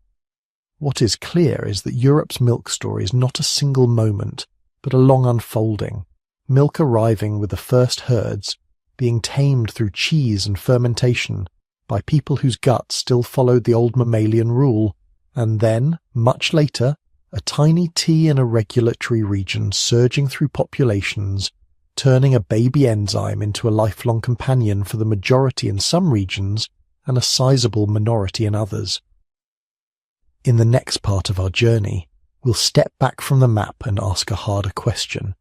What exactly made that tiny tea so valuable that evolution grabbed it with both hands? When scientists saw how fast that tiny tea spread, they didn't just shrug and move on. They asked a deeper question. What on earth was going on in those fields and villages and herding camps that made being able to drink raw milk so valuable? That evolution, usually so slow and patient, suddenly started sprinting. It's here that our story shifts from what happened to why it might have happened. The archaeological sherds and the ancient bones give us the outline. The details are filled in with models, with climate reconstructions, with educated guesses tested against the DNA. And, as with most things in human history, there isn't just one neat answer. Think of a medieval European landscape for a moment. Grey skies more often than not, long winters, short summers. Now imagine a body trying to grow in that world, a child's skeleton forming, vertebrae lengthening, legs stretching. To harden those bones, you need two things in particular: calcium and vitamin D to help your body use that calcium. Near the equator, strong sunlight striking your skin can manufacture plenty of vitamin D, but in northern latitudes where the sun stays low and weak for much of the year, that process slows down. Here enters the first theory, the calcium and vitamin D hypothesis. Milk carries a lot of calcium. It carries at least some vitamin D, especially in animals on certain diets. And lactose itself, the sugar that's so troublesome for most adult mammals, actually helps the gut absorb calcium more efficiently. If your intestines keep making lactase into adulthood, you can split that lactose into glucose and galactose, and instead of drawing water into your colon and causing diarrhea, it quietly boosts the uptake of those bone-building minerals. In a cloudy northern farming world where fish and other vitamin D-rich foods might be scarce, children who could fully digest milk may have been less likely to develop rickets, bowed legs, fragile bones, pelvic deformities. Adults might have been less prone to osteomalacia, the softening of bones that can make pregnancy and childbirth far more dangerous. Over many generations, even a small improvement in bone health could have enormous demographic consequences. A few more healthy births surviving, a few fewer women dying in childbirth from narrow, deformed pelvises, a few more children strong enough to weather infections and grow up to have kids of their own. Models that look at Northern Europe often find that something like this must have been in play. The selection pressure on lactase persistence is simply too strong to be explained by a mild advantage. It looks like the genetic equivalent of a life or death edge. But there's a problem if we try to make this the whole story. Strong selection for lactase persistence also shows up in places where sunlight is not especially scarce. Parts of Iberia, North Africa, the Middle East, and very clearly in certain African pastoralist groups living under intense sun. There, vitamin D from skin still comes easily. So while bone health may have helped push the T to high frequencies in cloudy northern skies, it can't be the only driver. To see another, you have to picture a different moment. Not a typical year, but a bad one. The rains don't come, or they come in the wrong season. Grain withers in the fields or rots. Stored supplies run low. In a farming village in late prehistory, famine isn't a metaphor, it's a season. Sometimes several in a row. Now imagine two families living side by side. Both own cattle or goats. Both have access to milk. But in one family, the adults and older children can drink that milk fresh and get every last calorie from it, fat, protein, and the full load of sugar. In the other, any attempt to drink raw milk in quantity leads to cramps, diarrhea, and dehydration. The adults have to rely on cheese and fermented products where bacteria have already eaten much of the lactose, or they have to risk sickness by drinking small amounts of fresh milk. In normal years, this difference might not matter much, but in a famine, when crops fail and the pantry empties, the gap widens into a chasm. The family with lactase persistence can turn every drop of milk into usable energy. The family without it wastes part of that resource and may lose children to the twin blows of malnutrition and disease. Recent work that compares ancient DNA with climate and archaeological indicators of stress finds something striking. The sharpest rises in the frequency of the European -13,910*T mutation don't line up simply with the earliest use of milk, but with later periods marked by population growth, crop failures, and high disease loads, times when people were crowded together, underfed, and beset by infections. Under those conditions, the advantage of being able to drink raw milk isn't just a matter of convenience. It becomes survival insurance. This is the famine buffering theory. Not that milk was always magical, but that in the worst years, it kept some lineages alive that would otherwise have ended in that season's hunger. There's another angle that looks less at calories and more at water itself. In early villages, where humans lived cheek by jowl with their livestock, rivers and ponds and wells can become dangerous. Human waste, animal waste, decaying matter, all of it finds its way into the same surface waters people drink from. Boiling can help, but fuel is precious, and not all cultures routinely boil drinking water. Fresh milk drawn from a healthy animal's udder, on the other hand, starts out relatively free of the pathogens that flourish in stagnant water. It is essentially a sealed, sterile liquid, produced inside the animal's body, then delivered directly into a container. For small children in particular, this matters enormously. Diarrheal diseases are among the biggest killers in pre-modern societies. A child who can hydrate on milk instead of contaminated water, and at the same time take in energy and nutrients, may stand a better chance in the invisible war against gut infections. If that child's body can also digest the lactose without producing its own debilitating diarrhea, the benefit doubles. No wasted water, no additional fluid loss, no compounding of illness. This clean fluid hypothesis fits well with what we know about settlements where people and animals share space, and with arid, pastoral landscapes where standing water is scarce and often suspect. In certain African and Middle Eastern herding societies, where milk can be the main drink for long periods and rivers may be seasonal or far away, the ability to rely on milk as both food and water would have been a powerful adaptation. Then there is the most straightforward idea of all, one that cuts across latitudes and climates. Milk is, quite simply, rich. It is a complete food designed by evolution to support rapid growth, fats to burn and store, proteins to build tissues, sugars for quick energy, plus a tapestry of vitamins and minerals. A cow, goat, camel, or sheep is a walking reservoir of this liquid, renewable resource. You don't have to kill the animal to access it. You just need the knowledge and the relationship that allows milking. In societies where herding becomes central, a lactose-persistent adult is like someone who carries an extra stomach. They can tap into a food source that never runs out as long as the herd survives.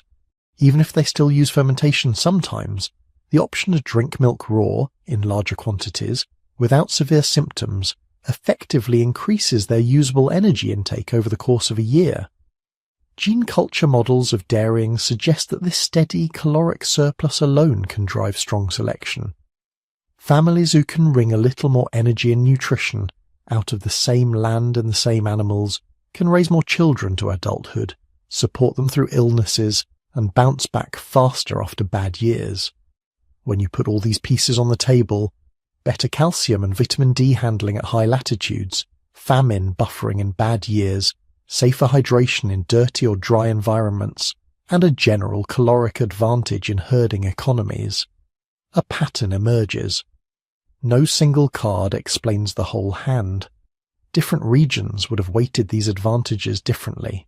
In cloudy northern Europe, weak sun may have made bone health particularly important, especially as farming diets narrowed compared to hunter-gatherer menus.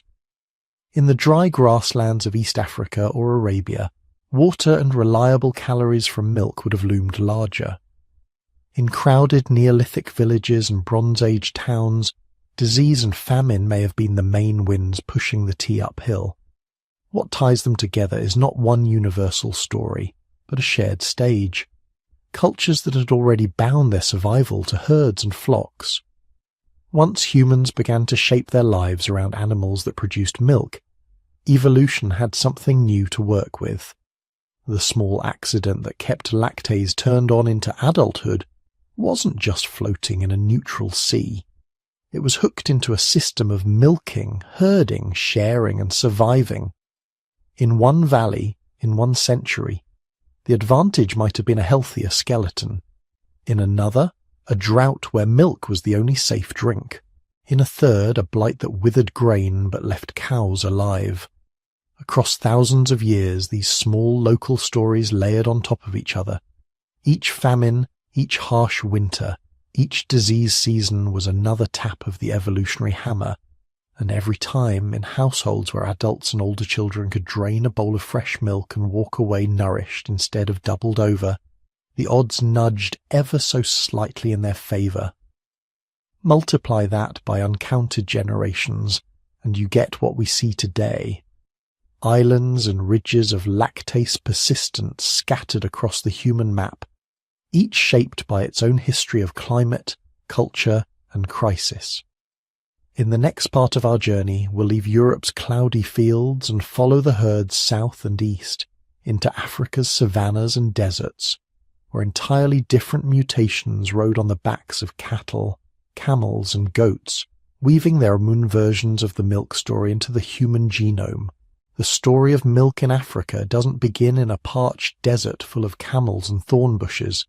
It begins in a place that, to our eyes, barely seems like the Sahara at all. Wind the clock back 10,000 years. The world is easing out of the last ice age. Summer rains have drifted north, following slow wobbles in Earth's orbit. What is now a vast ocean of sand is a patchwork of lakes and green savannas. The green Sahara, picture it in the soft half-light before dawn. Grasses beading with dew, acacia trees throwing long shadows, herds of antelope and wild cattle moving cautiously to water. And along the edges of those lakes, small human camps, huts of brush, hearths ringed with stone, dogs stretched out, ears flicking at flies. At some point in this landscape, people began to do something new.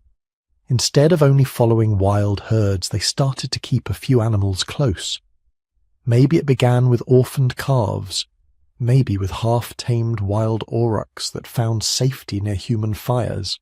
However it started, by around 8,000 to 5,000 BCE, archaeological sites like Nabta Playa and others in the central Sahara show bones from cattle that don't quite look like those of wild beasts. Horn shapes, wear patterns, age profiles all hint at human control. And up on sandstone cliffs and rock shelters, another record appears. Art. Thousands of years later, their colours have faded, but the scenes are still remarkably alive.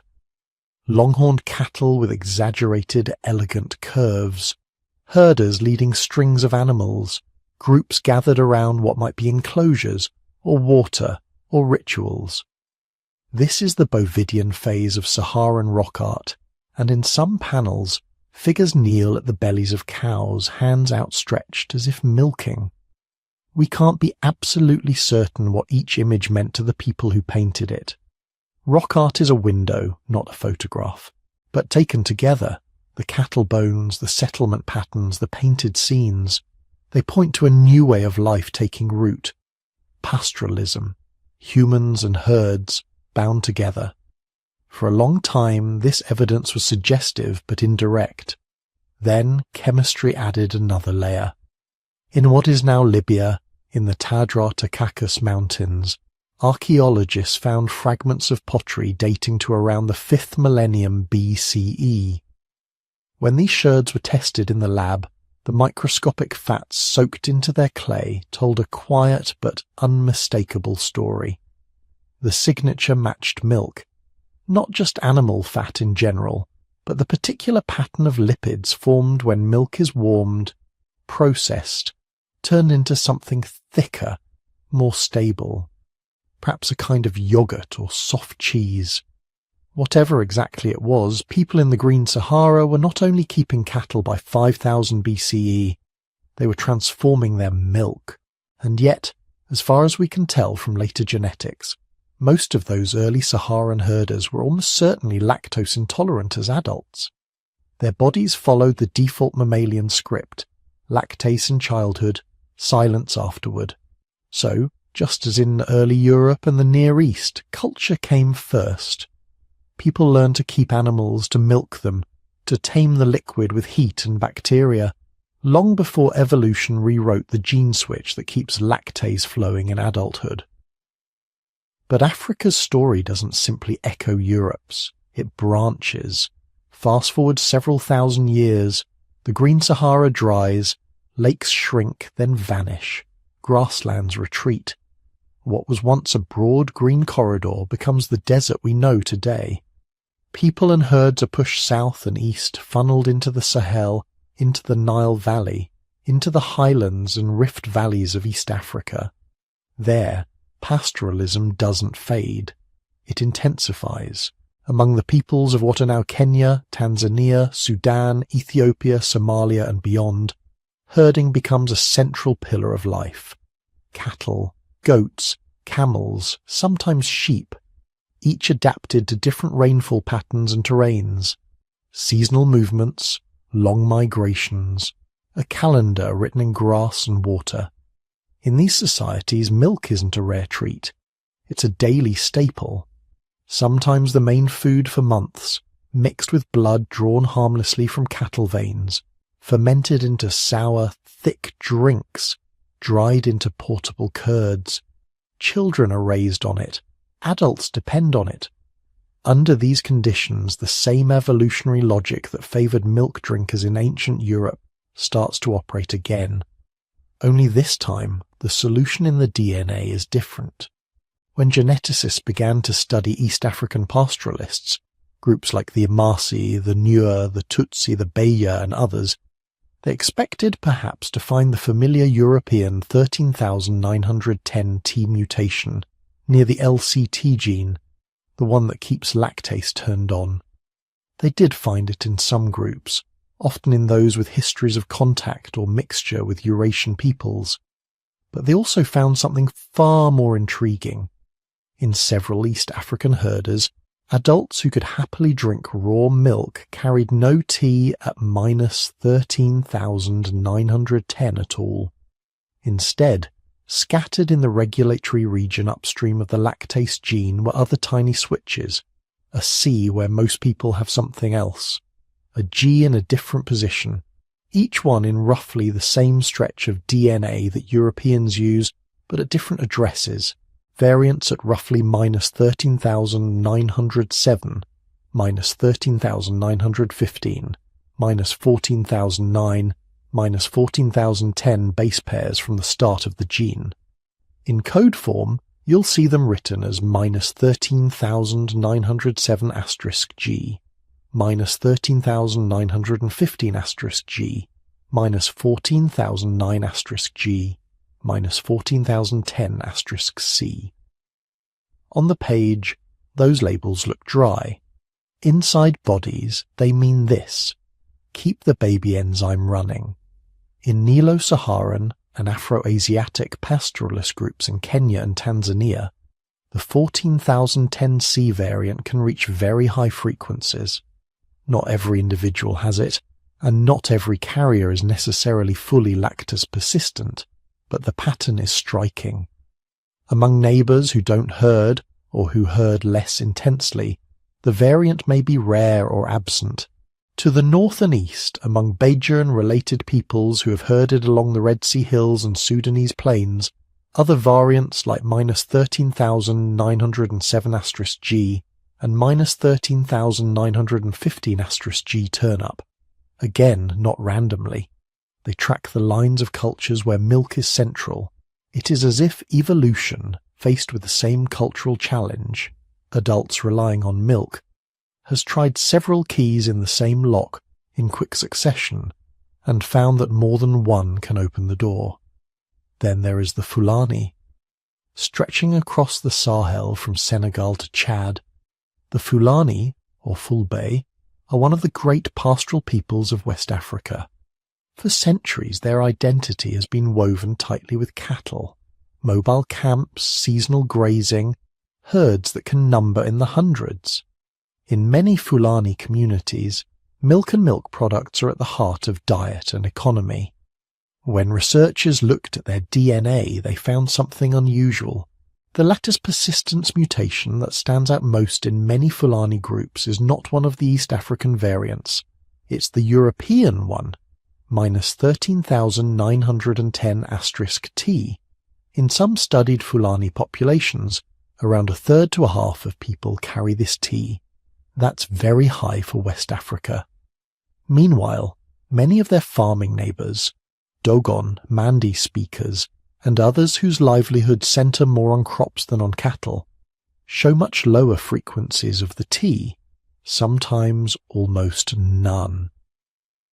This suggests a complicated history. Gene flow at some point from groups carrying -13,910*T, perhaps from North Africa or the Mediterranean, blending into Fulani ancestors. Then, once those ancestors were living as dedicated herders, strong selection keeping that T and amplifying it, because in a milk-based life, it paid to have the baby enzyme stay on. If you zoom out and look at a map of lactase persistence across Africa today, you don't see a smooth gradient like temperature or rainfall. You see a mosaic. One pastoral group with high LP, perhaps 60, 70, even 80% of adults able to drink fresh milk. Just across a river, or over a low ridge, a farming community with the same sun overhead, the same soil underfoot, but LP rates of 10 or 15%, sometimes less. A hunter-gatherer community in the forest with almost none. A camel-herding group in the desert again with many. The boundaries between these groups are not drawn by climate.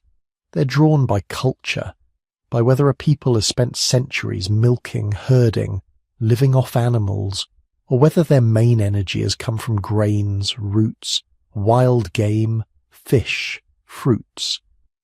In some co-groups of southern Africa, there is evidence of East African-derived LP alleles arriving along with a package of herding practices. In North Africa, Berber and Tuareg populations blend Saharan pastoral histories with Mediterranean influences. In each case, the genetic pattern echoes the history of cups and gourds and skins filled with milk, and even this mosaic is not fully mapped. When scientists sequence the DNA around the lactase gene in different African populations, they keep finding new variants, some rare, some localized, some not yet clearly tied to how much lactase a person actually makes. The catalogue is still incomplete. Africa, with its deep genetic diversity and incredibly varied cultures, is probably home to more milk-related mutations than we have names for yet. This uncertainty isn't a flaw in the story, it's part of its allure. In Europe, one major mutation dominates the map. In Africa, you have a constellation. Each tiny change in the code is like a pin marking where, at some point in the last few thousand years, culture and environment leaned hard on human bodies and whispered the same request: keep drinking. Sometimes evolution answered with a T at -13,910, sometimes with a C at -14,010, sometimes with a G a little closer to the gene. The details differ, but the principle is the same. Pastoralism didn't just shape landscapes and economies, it reached all the way into the genome, reshaping who could sip from a calabash of fresh milk without pain. When you picture Africa on the milk map, it's worth remembering this. There's no single African pattern of tolerance or intolerance.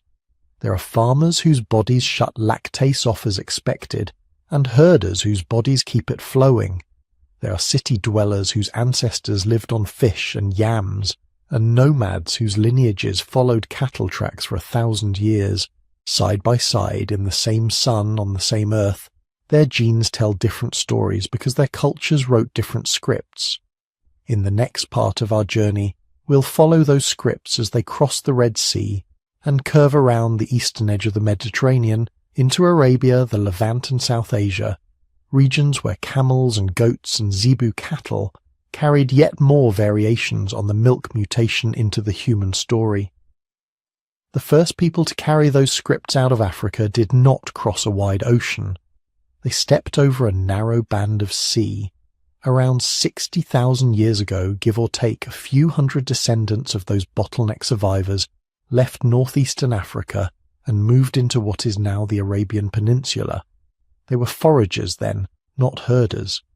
The age of camels and corrals was still far in the future, but they carried in their bodies the same default setting as everyone else on Earth. Milk was for babies. Adults turned the enzyme off. Fast forward tens of thousands of years, the climate lurches through ice ages and interglacials. People in the Fertile Crescent begin to plant grains, to herd sheep and goats, to build the first villages of mud brick and packed earth. By around 8,500 years ago, early farmers in places like central Anatolia and northern Mesopotamia are milking their animals. We know this not from stories, but from chemistry. The same way Saharan pottery whispered milk, Neolithic sherds from the Near East do the same.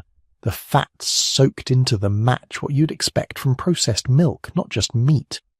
Cows, sheep, goats, animals that could be eaten at once or tapped slowly, day after day, for their milk.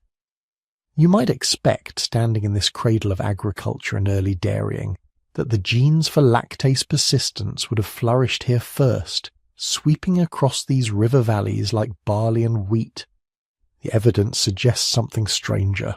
When geneticists look at many present-day populations in the broader Middle East, in the Levant, in parts of Anatolia, in Mesopotamia's descendants, they see moderate to low levels of lactase persistence, not zero, not the high peaks of northern Europe or certain African herders. A patchwork of intermediate frequencies, and when ancient DNA is pulled from bones of early farmers in this same region, the story becomes clearer. For millennia after people began to milk animals here, most adults were still, genetically speaking, lactose intolerant. So how did they live with milk? They changed the milk, not themselves. The cultures of the Near East became masters of fermentation and transformation. Milk turned into thick yogurt, soured and stirred, into early cheeses strained through woven baskets or perforated pots, into clarified forms where the watery part rich in lactose was allowed to drain away or be boiled off. In these forms, the sugar that troubled adult guts was greatly reduced. Bacteria ate it, heat split it, slow draining carried it off. A bowl of yogurt or a crumbly cheese could be nourishing and relatively safe, even for bodies that shut down lactase in childhood. In that world, the advantage of carrying a lactase persistence mutation would still have existed. You could drink fresh milk straight from the animal. But it was a smaller edge. Where nearly everyone was already using low-lactose dairy, the pressure on evolution to find a genetic solution was gentler. So while dairying may have begun here early, the classic keep the enzyme on mutations never became overwhelming in the population. Culture softened the problem before genes were forced to. Yet the story does not stop in the river valleys. Turn your attention south and east to the open, thirsty spaces of the Arabian Peninsula. Here, rainfall is fickle. Rivers are mostly dry. For people moving through these arid lands, animals that could carry water in their own bodies, travel long distances and eat sparse shrubs were precious. enter the dromedary camel. Camels were domesticated relatively late compared to cattle or sheep, probably around 3,000 to 4,000 years ago. But once people in Arabia learned to manage them, a new kind of pastoralism blossomed, one adapted to sand, scrub, and long horizons. Bedouin and related groups developed lifeways in which herds of camels and goats were central. Milk from these animals wasn't an occasional supplement. It was a sustaining staple, sometimes the main dependable source of fat and protein in a landscape that offered few alternatives. In such a setting, being able to drink raw camel or goat milk as an adult wasn't just convenient. It could be a matter of life and death. When scientists peered into the DNA of camel and goat-herding peoples of the Arabian Peninsula, especially nomadic Bedouin in places like Saudi Arabia, they found something striking, a different switch. Not the European minus 13,910 *T. Not the same variants that rose among East African cattle herders. Instead, a tiny change in the same regulatory neighborhood upstream of the lactase gene, at a slightly different address, often written as minus 13,915 *G. On paper, again, a small substitution. In the body, another version of the same trick. Keep lactase turned on past childhood.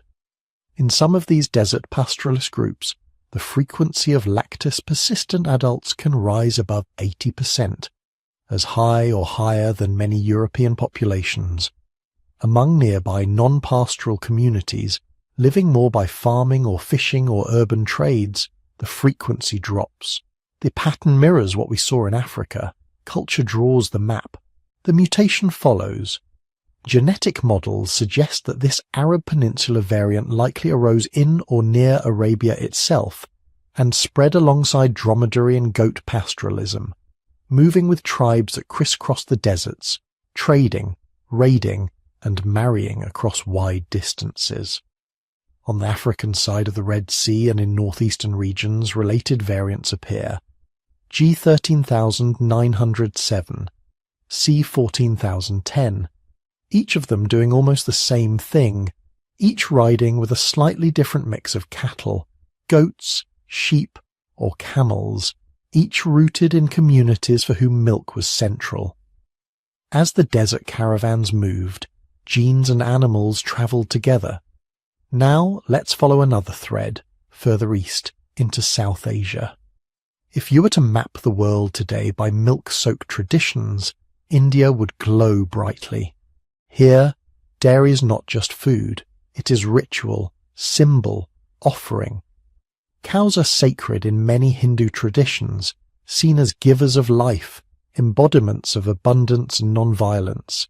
Milk and ghee are poured over statues of deities, butter lamps flicker in temples, sweets rich with koya and koa mark festivals and rites of passage. Long before the modern dairy industry, the subcontinent was shaping milk into a bewildering array of forms. Boiled milk, thickened and sweetened, ghee, the clarified butter fat almost entirely free of lactose, paneer, a fresh cheese made by curdling and draining, dahi or curd, a tangy yogurt, lassi, churned and often diluted. Archaeology suggests that zebu cattle were domesticated in the Indus Valley around 7,000 years ago, and water buffalo have also played a major role in milk production. Over time, India became one of the world's great dairy cultures. You might assume, then, that most people here can drink fresh milk without trouble. The genetics tell a more textured story. The main lactose persistence allele in South Asia is not a unique local invention. It is the same 13,910 *T variant that rose to prominence in Europe.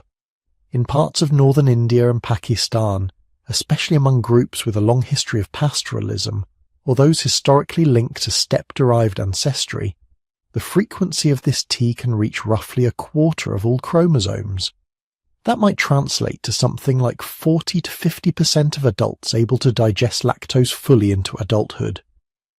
In many southern and eastern parts of India, by contrast, minus 13,910 T is much rarer, sometimes below 10%. There, the majority of adults will experience the typical decline in lactase after childhood. How can such a milk-saturated culture coexist with such varied genetic capacity? Again, by changing the milk. Boiling breaks down some lactose and alters how quickly it hits the gut. Fermentation into dahi and lassi lets bacteria do much of the digestive work before the person ever takes a sip. Turning cream into ghee removes almost all of the milk sugar, leaving a stable fat that can be stored for months and used in cooking and ritual. Paneer and other cheeses separate much of the lactose-rich whey from the solids. For a largely lactose-intolerant population, these techniques are like an external digestive system. The pots and cultures of bacteria and simple household steps stand in for the missing enzyme.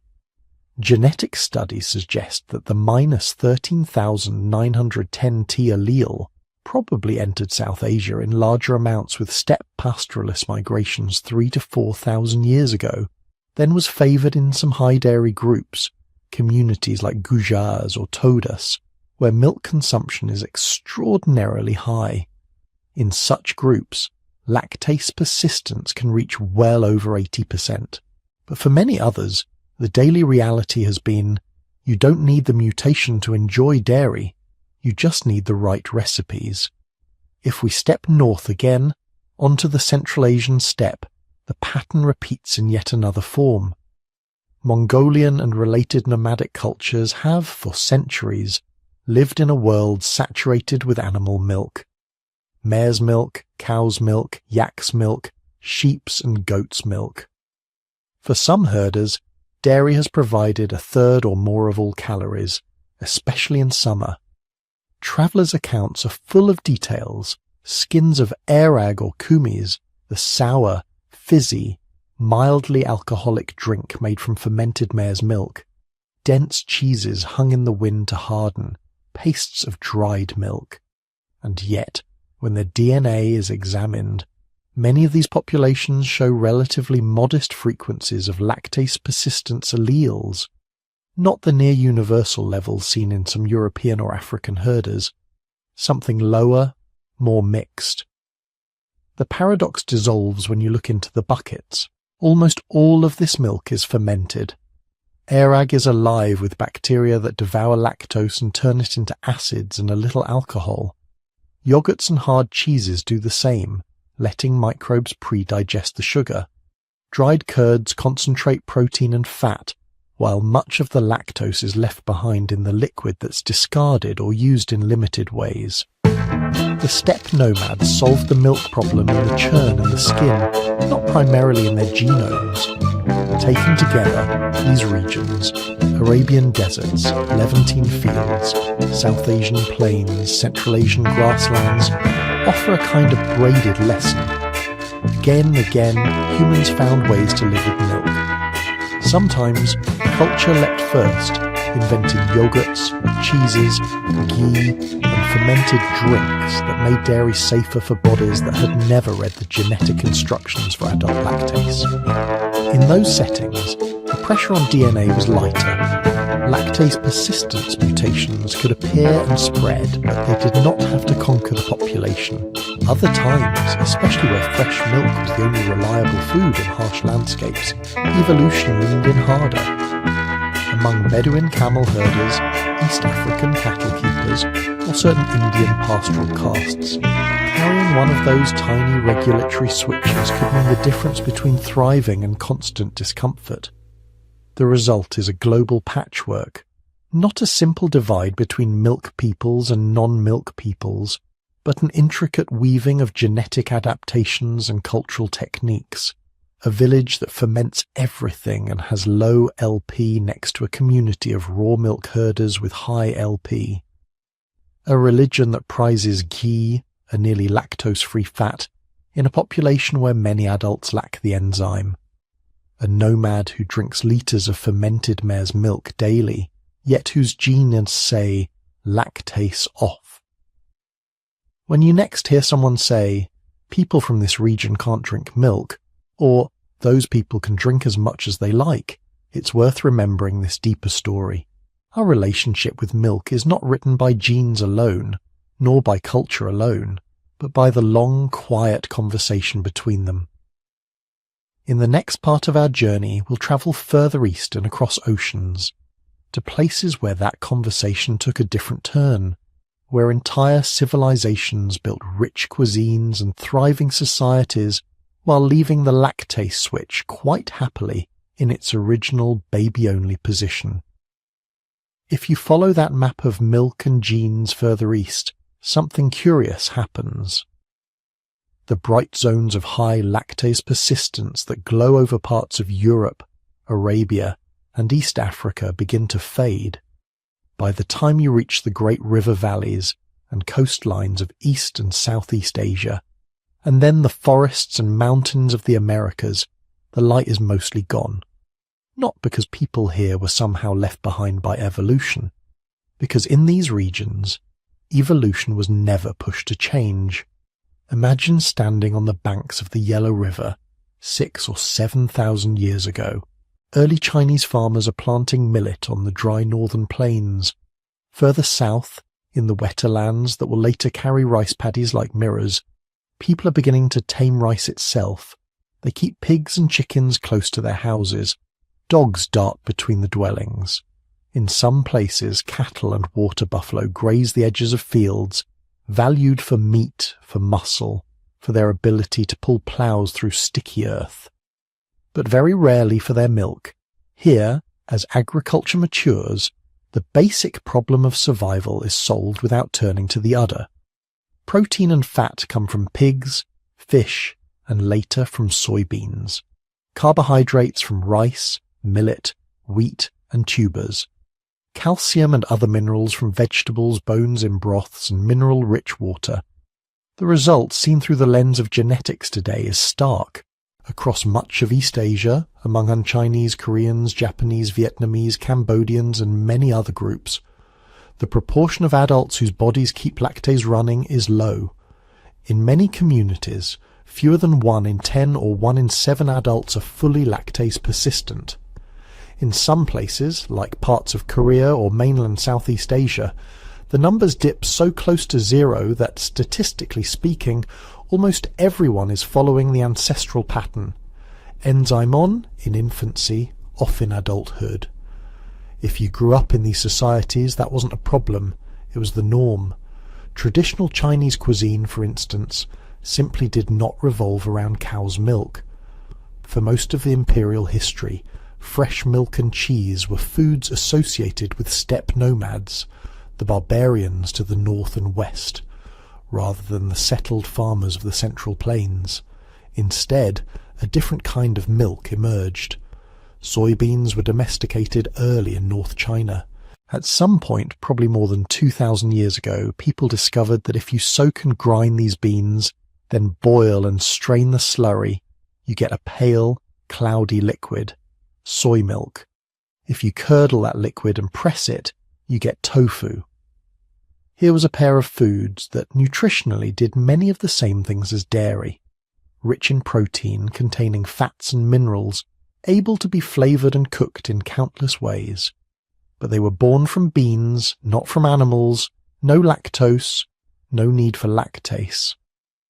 Over centuries, soy milk, doujiang or dunai, and tofu wove themselves into daily life. Breakfast stalls steaming in winter, bowls of warm soy milk beside fried dough. Cubes of tofu simmered with vegetables, minced meat, or fermented sauces. Braised, dried, smoked, silken, firm. 1,000 textures, all lactose-free. In Japan, miso and tofu. In Korea, doenjang and dubu. Across Southeast Asia, tempeh, fermented soy pastes and other bean-based foods followed parallel paths. Legumes, grains, and small amounts of meat or fish formed a kind of nutritional triangle that made cow's milk unnecessary. Without a cultural habit of milking animals, there was no strong evolutionary reward for keeping lactase switched on. If a mutation allowing adult milk drinking did appear now and then, it would drift in the population like any other harmless variant, useful only on rare occasions, never demanded by daily life. That long history shaped bodies quietly.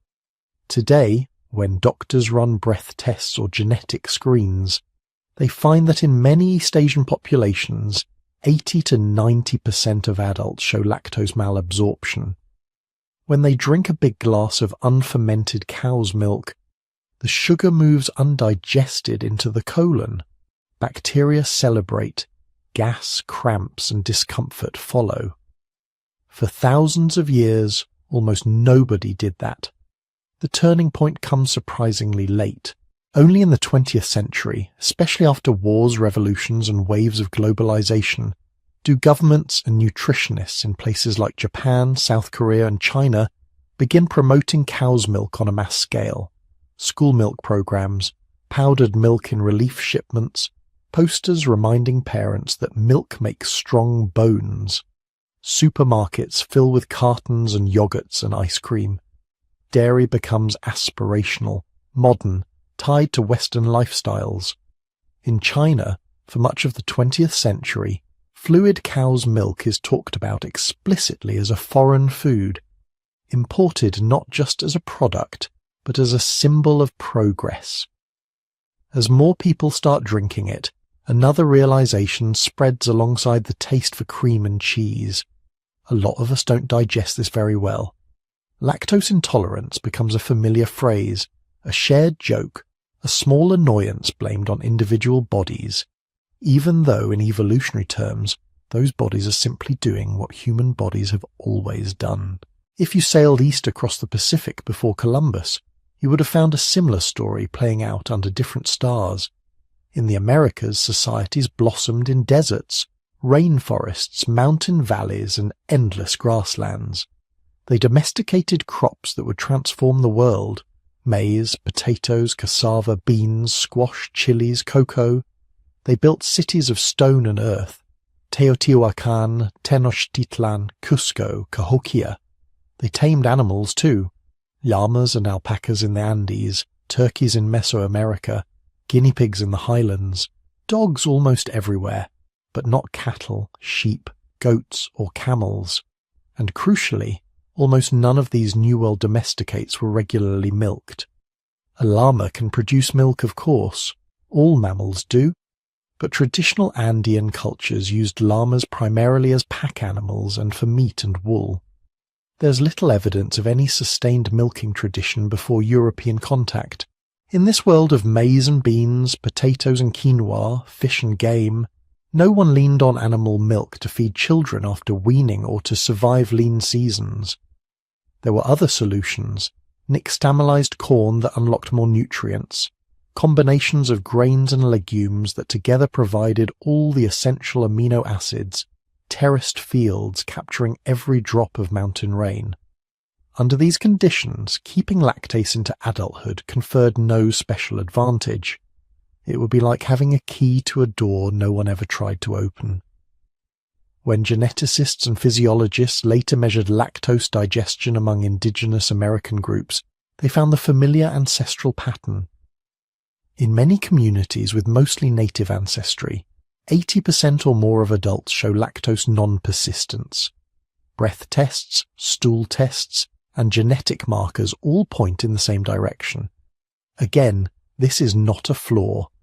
It is what our species did for almost its entire history. The disruption here comes violently. After 1492, European colonists bring cattle, sheep, goats, and their dairying habits. They also bring their lactase persistence alleles, especially the European -13,910 *T mutation. Over centuries, forced migrations, intermarriage, and demographic collapse mix these genes with indigenous and African ancestries. Today, in many parts of Latin America and North America, the picture is complicated. Some people of mixed heritage carry LP mutations and drink milk comfortably.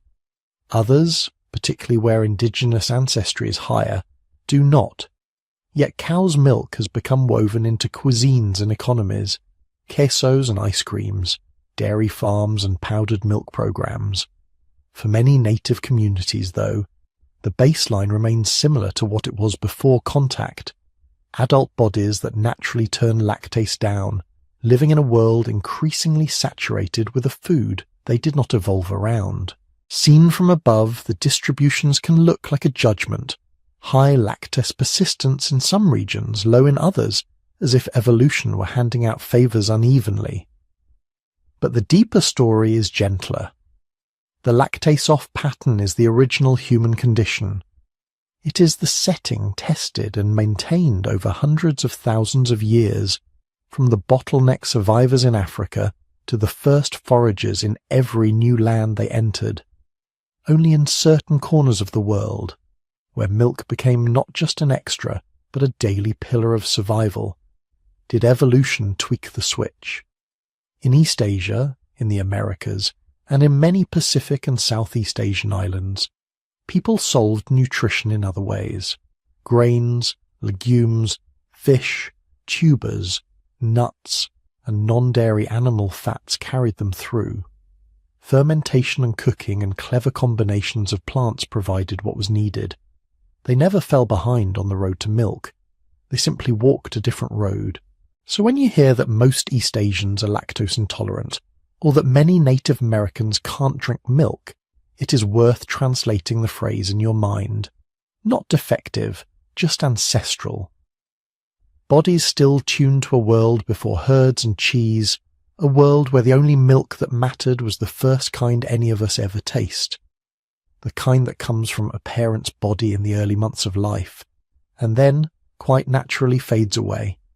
From there, everything else, the pastures, the churns, the mutations, is a local experiment.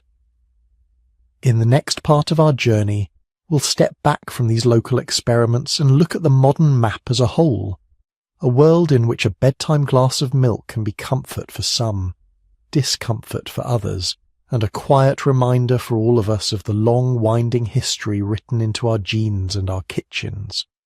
If you could hold the planet in your hands and slowly turn it in the dark, the old maps of empire and religion would fade away. In their place, another pattern would appear. Pale bands here, darker patches there. A ghostly overlay that doesn't care about borders, only about biology and history. This is the modern milk map, not of cows and cartons, but of enzymes and ancestors. On this map, most of the world is shaded. Roughly 2 out of every 3 adults on Earth, about 65 to 70%, have what doctors call lactose malabsorption, which simply means this. After a certain age, their small intestine no longer makes much lactase.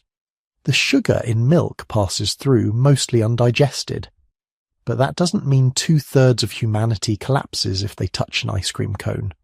Because in the real world, milk isn't a yes or no story. It's a spectrum. Start in Northern Europe, where the light is brightest on the genetic map. In parts of Ireland, Scandinavia, the British Isles, and the North Sea coasts, 8 or 9 out of 10 adults carry lactase persistence variants. The European 13,910 T-switch is common here.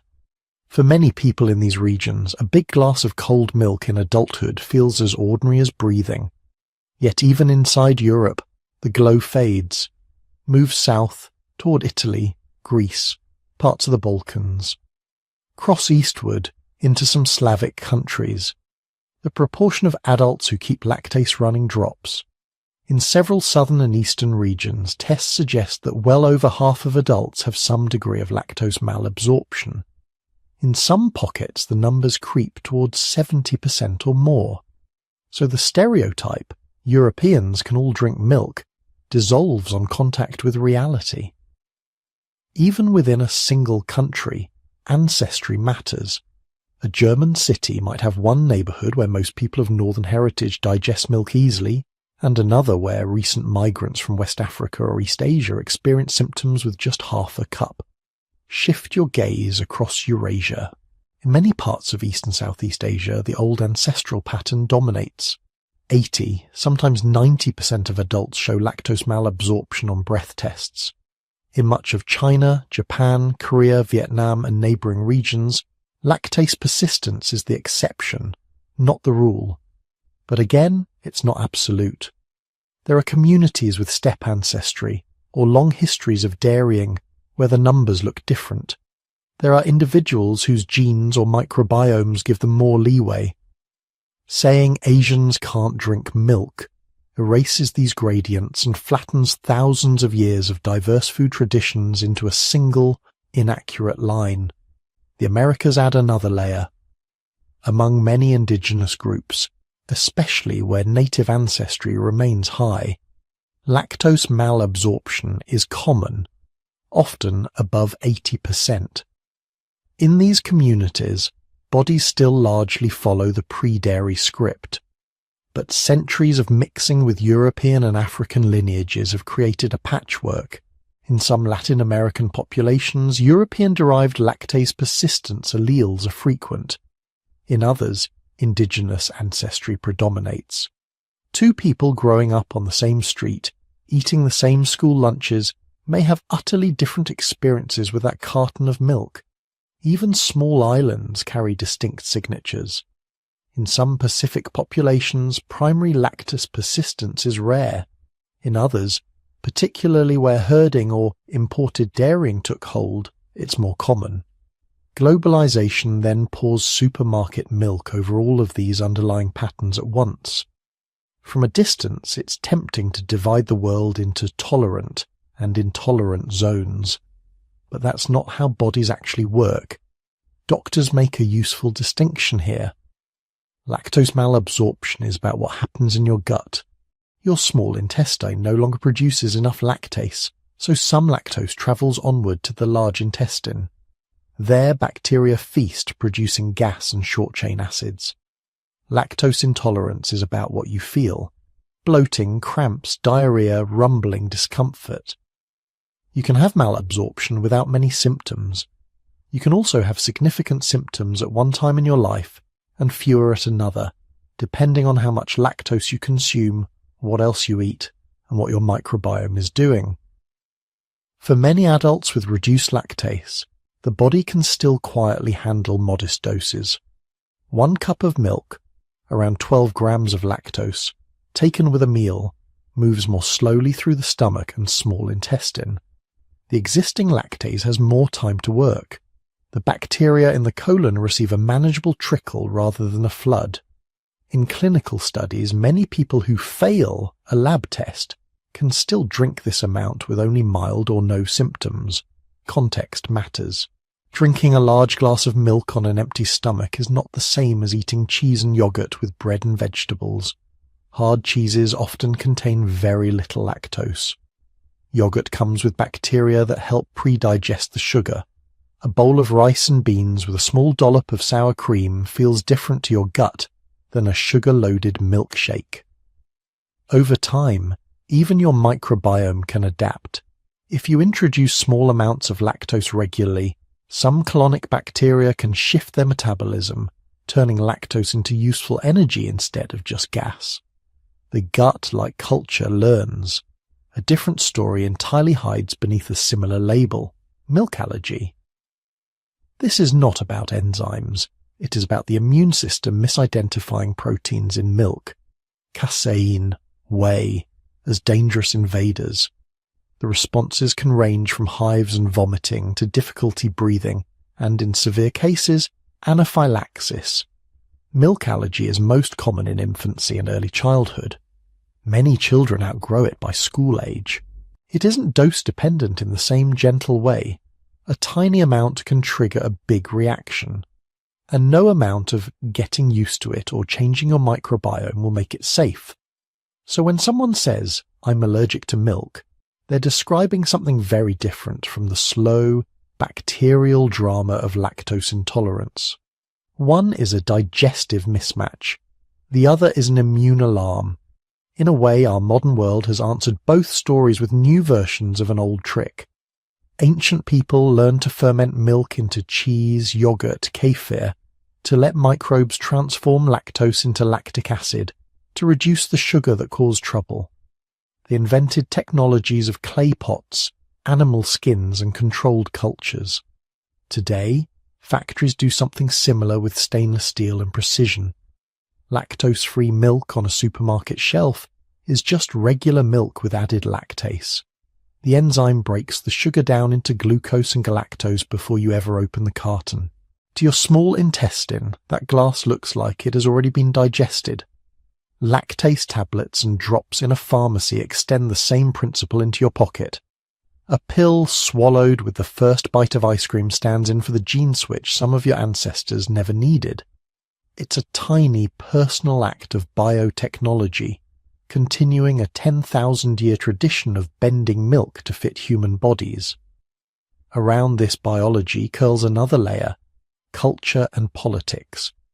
For much of the 20th century, especially in Europe and North America, dairy was promoted as a near-universal good. School milk programs handed out cartons as symbols of health and modernity. Nutritional guidelines spoke of 3 servings of dairy a day as if this were a neutral, globally applicable standard. But remember the map. When a guideline built around Northern European biology is exported to countries where 70, 80, 90% of adults naturally reduce lactase, something strange happens. A food that the majority of local bodies cannot fully digest is marketed as essential, and people whose digestion follows the ancestral pattern are told, implicitly or explicitly, that their guts are the problem. In response, some governments have begun to adjust, offering lactose-free options in school programs, emphasizing other sources of calcium and protein, recognizing that healthy looks different when your population's evolutionary path never depended on herds and churns. On the personal level, the politics are quieter. In many families, one sibling can drink milk without thinking, while another plans around it. One parent reaches for yogurt at night, another for soy milk or oat milk or no milk at all. Each body is a small archive of migrations and marriages, of which ancestors needed lactase and which did not. Your gut microbiome adds a final, intimate script. The trillions of microbes living along your intestine were shaped by your childhood diet, your environment, your antibiotics, your infections. They help decide whether a little lactose slides by unnoticed or becomes an evening of discomfort. So that simple bedtime glass, the cliché of warm milk to help you sleep, is never just simple. For some people, it is a direct line back to cold pastures and snow-bright nights, to ancestors who survived on milk when crops failed. For others, it is a foreign habit, adopted only recently, sitting a bit uneasily on a body tuned to grains, beans and broths. And for many, it is something negotiated. A smaller cup, milk folded into porridge, a switch to yogurt or cheese, a pill slipped discreetly before dessert, or a different ritual altogether, tea, herbal infusions, a bowl of caldo, a piece of fruit. In that sense, the modern milk map is not just painted on a globe in a textbook. It is traced every evening in kitchens and bedrooms all over the world as people choose what to pour, what to avoid, what to enjoy, and what to risk. Each of those choices is a quiet conversation between genes and culture, between ancient mutations and modern technologies, between what your ancestors needed to survive and what you happen to like the taste of tonight. In the final part of our journey, we'll step back one more time and look at the larger pattern behind all of this. How a single baby enzyme kept running in a few scattered populations became a window onto the deep relationship between our cultures, our genomes, and the foods we build our lives around. If you zoom out far enough, that bedtime glass of milk stops being a question about your stomach and turns into a question about how evolution really works for our species. Because lactase persistence isn't just a quirky digestive trait. It's one of the clearest, sharpest examples we have of culture reaching back into the genome and changing it. For almost all mammals, and for almost all of human history, the rule was simple. Babies drink milk, Adults don't. The enzyme turns off, the gene quiets down, and life moves on. Then, around 10,000 years ago, some humans started doing something very strange in evolutionary terms. They took the milk of other animals and poured it into adult bodies, day after day, year after year, generation after generation. They weren't changing their DNA, they were changing their culture. But that new culture created a new pressure, a new filter. In those herding, dairying communities, adults who, by chance, carried gene switches that kept lactase running had a small advantage. On days when the harvest failed, when the wells were foul, when disease stalked the village, they could lean more heavily on milk.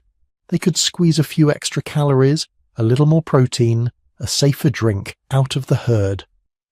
Those tiny advantages add up when you stack them over centuries. In Northern Europe, genetic studies suggest that one particular change, a single nucleotide switch upstream of the LCT gene, the famous 13,910T variant, went from almost non-existent to very common in just a few thousand years, roughly 400 generations, a blink in evolutionary time. To get that kind of rise, selection has to be strong. It means that, in at least some times and places, people who carried that variant had noticeably more surviving children than those who didn't. Not because they were better in any absolute sense, but because in a world of famines, parasites and cold, the ability to drink raw milk as an adult sometimes made the difference. And this didn't happen only once. In East Africa, among pastoralist groups whose lives revolve around cattle, camels or goats, researchers have found a whole cluster of different mutations near the same lactase gene. They sit in slightly different positions, with labels like -13,907, -13,915, -14,010. Each one is a separate tweak to the same regulatory switch. In parts of the Middle East and the Arabian Peninsula, yet other variants appear in the same neighborhood. Different peoples, different histories, different herds, zebu cattle on African savannas, goats and sheep in Middle Eastern hills, camels in Arabian deserts. But the logic is the same. Where culture built a way of life around milk, evolution tuned the genome in response. That feedback loop has a name: gene-culture co-evolution. It isn't unique to milk. Milk is just the case where the trail of evidence is unusually clear. From animal bones in ancient settlements, to milk fats soaked into pottery, to DNA pulled from 5,000-year-old skeletons that still carried the childhood-only version of the gene. When scientists call lactase persistence a textbook example, this is what they mean. You can watch culture and genes leaning on each other in real time. The pattern shows up again in other corners of the body. Think about starch. Long before refrigerators and supermarkets, some communities lived in landscapes rich in tubers, grains and roots. Others did not. Over the last 12,000 years, as agriculture spread, some populations came to rely heavily on rice, wheat, maize, potatoes, and yams. Starch became the backbone of daily calories. In response, something subtle happened in their saliva. Humans carry a gene called AMY, one that makes salivary amylase, an enzyme that starts breaking down starch the moment food touches your tongue. Unlike the lactase story, this one isn't about a simple on-off switch. It's about copy number. Some people carry only a few copies of the AMY1 gene, others carry many. On average, groups with long histories of high-starch diets, Japanese rice farmers, some European agricultural populations, certain hunter-gatherers who dig a lot of roots, tend to have more copies. Their saliva is richer in amylase, better at liquefying a mouthful of rice or bread into simple sugars. Groups whose recent ancestors relied more on meat, milk, or fish often have fewer copies. Again, culture shifts first. People plant fields, grind grains, dig tubers. Then natural selection, working quietly in the background, nudges the genome to match the new menu. Alcohol tells a related story. For tens of thousands of years, humans have been fermenting sugars into drinks, from rice beers and millet brews to grape wine and honey mead. In some parts of the world, fermented beverages became deeply woven into ritual, economy, and everyday life. In others, alcohol stayed rare or came late. In East Asia, many populations carried distinctive versions of genes like ADH, 1B and ALDH2, which control how fast alcohol and its byproducts are broken down. Some of these variants speed up the first step and slow down the second, leading to a rapid spike in a toxic intermediate. The result is familiar: the flushing face, pounding heart, and discomfort some people feel after just a little alcohol. Those reactions aren't just bad luck. They're part of an evolutionary story in which centuries of exposure to alcohol, changing disease environments, and cultural drinking patterns pushed gene frequencies around. The exact reasons are still debated: protection against alcoholism, defense against certain pathogens. But the pattern of culture and genes shaping one another is there. High in the Himalayas, another layer appears. On the Tibetan plateau, where the air is thin and oxygen scarce, people live year-round at altitudes that leave many visitors gasping. Genetic work suggests that one of the key adaptations, a variant in a gene called EPA-S1 that fine-tunes the body's response to low oxygen, likely came from an ancient cousin, the Denisovans, through interbreeding tens of thousands of years ago. For millennia, that variant sat in the gene pool, doing little. Then, when humans began to settle permanently at high altitude, a new cultural choice met an old genetic possibility. Suddenly, people carrying the Denisovan-derived EPA-S1 had a clear advantage. Their blood didn't thicken as much. Their children survived pregnancy and infancy more often. Over relatively few generations, the variant spread through Tibetan populations.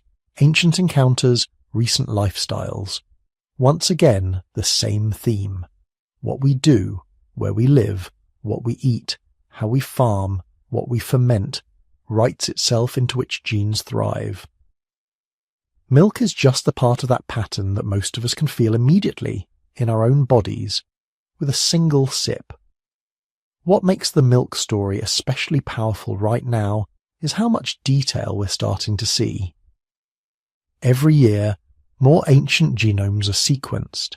Skeletons from Neolithic villages, Bronze Age herder graves, medieval cemeteries, bits of DNA extracted from teeth, from petrous bones in the inner ear, from tiny fragments you could balance on a fingertip. When scientists line those genomes up by age and place, they can watch the lactase persistence variants move. In early European farmers, even where pottery holds chemical traces of milk, the adult drinking alleles are rare. Thousands of years later, in the same regions, they're common. In some African pastoralist groups, different lactase persistence mutations rise and fall on their own schedules, tracking the spread of cattle, camels, or goats across the landscape. Each new data set sharpens or complicates the picture.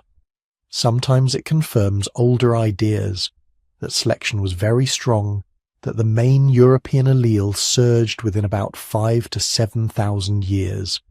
Sometimes it overturns them, showing, for example, that in certain areas, people were deeply invested in dairying long before any known lactase persistence variant was common, relying on fermentation and cheese-making to cope.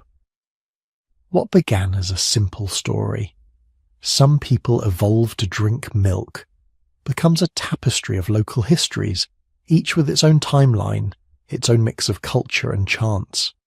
And threaded through all of it is a quieter, more philosophical question. What does it mean that your body tonight is partly the outcome of decisions made by people who never knew you would exist?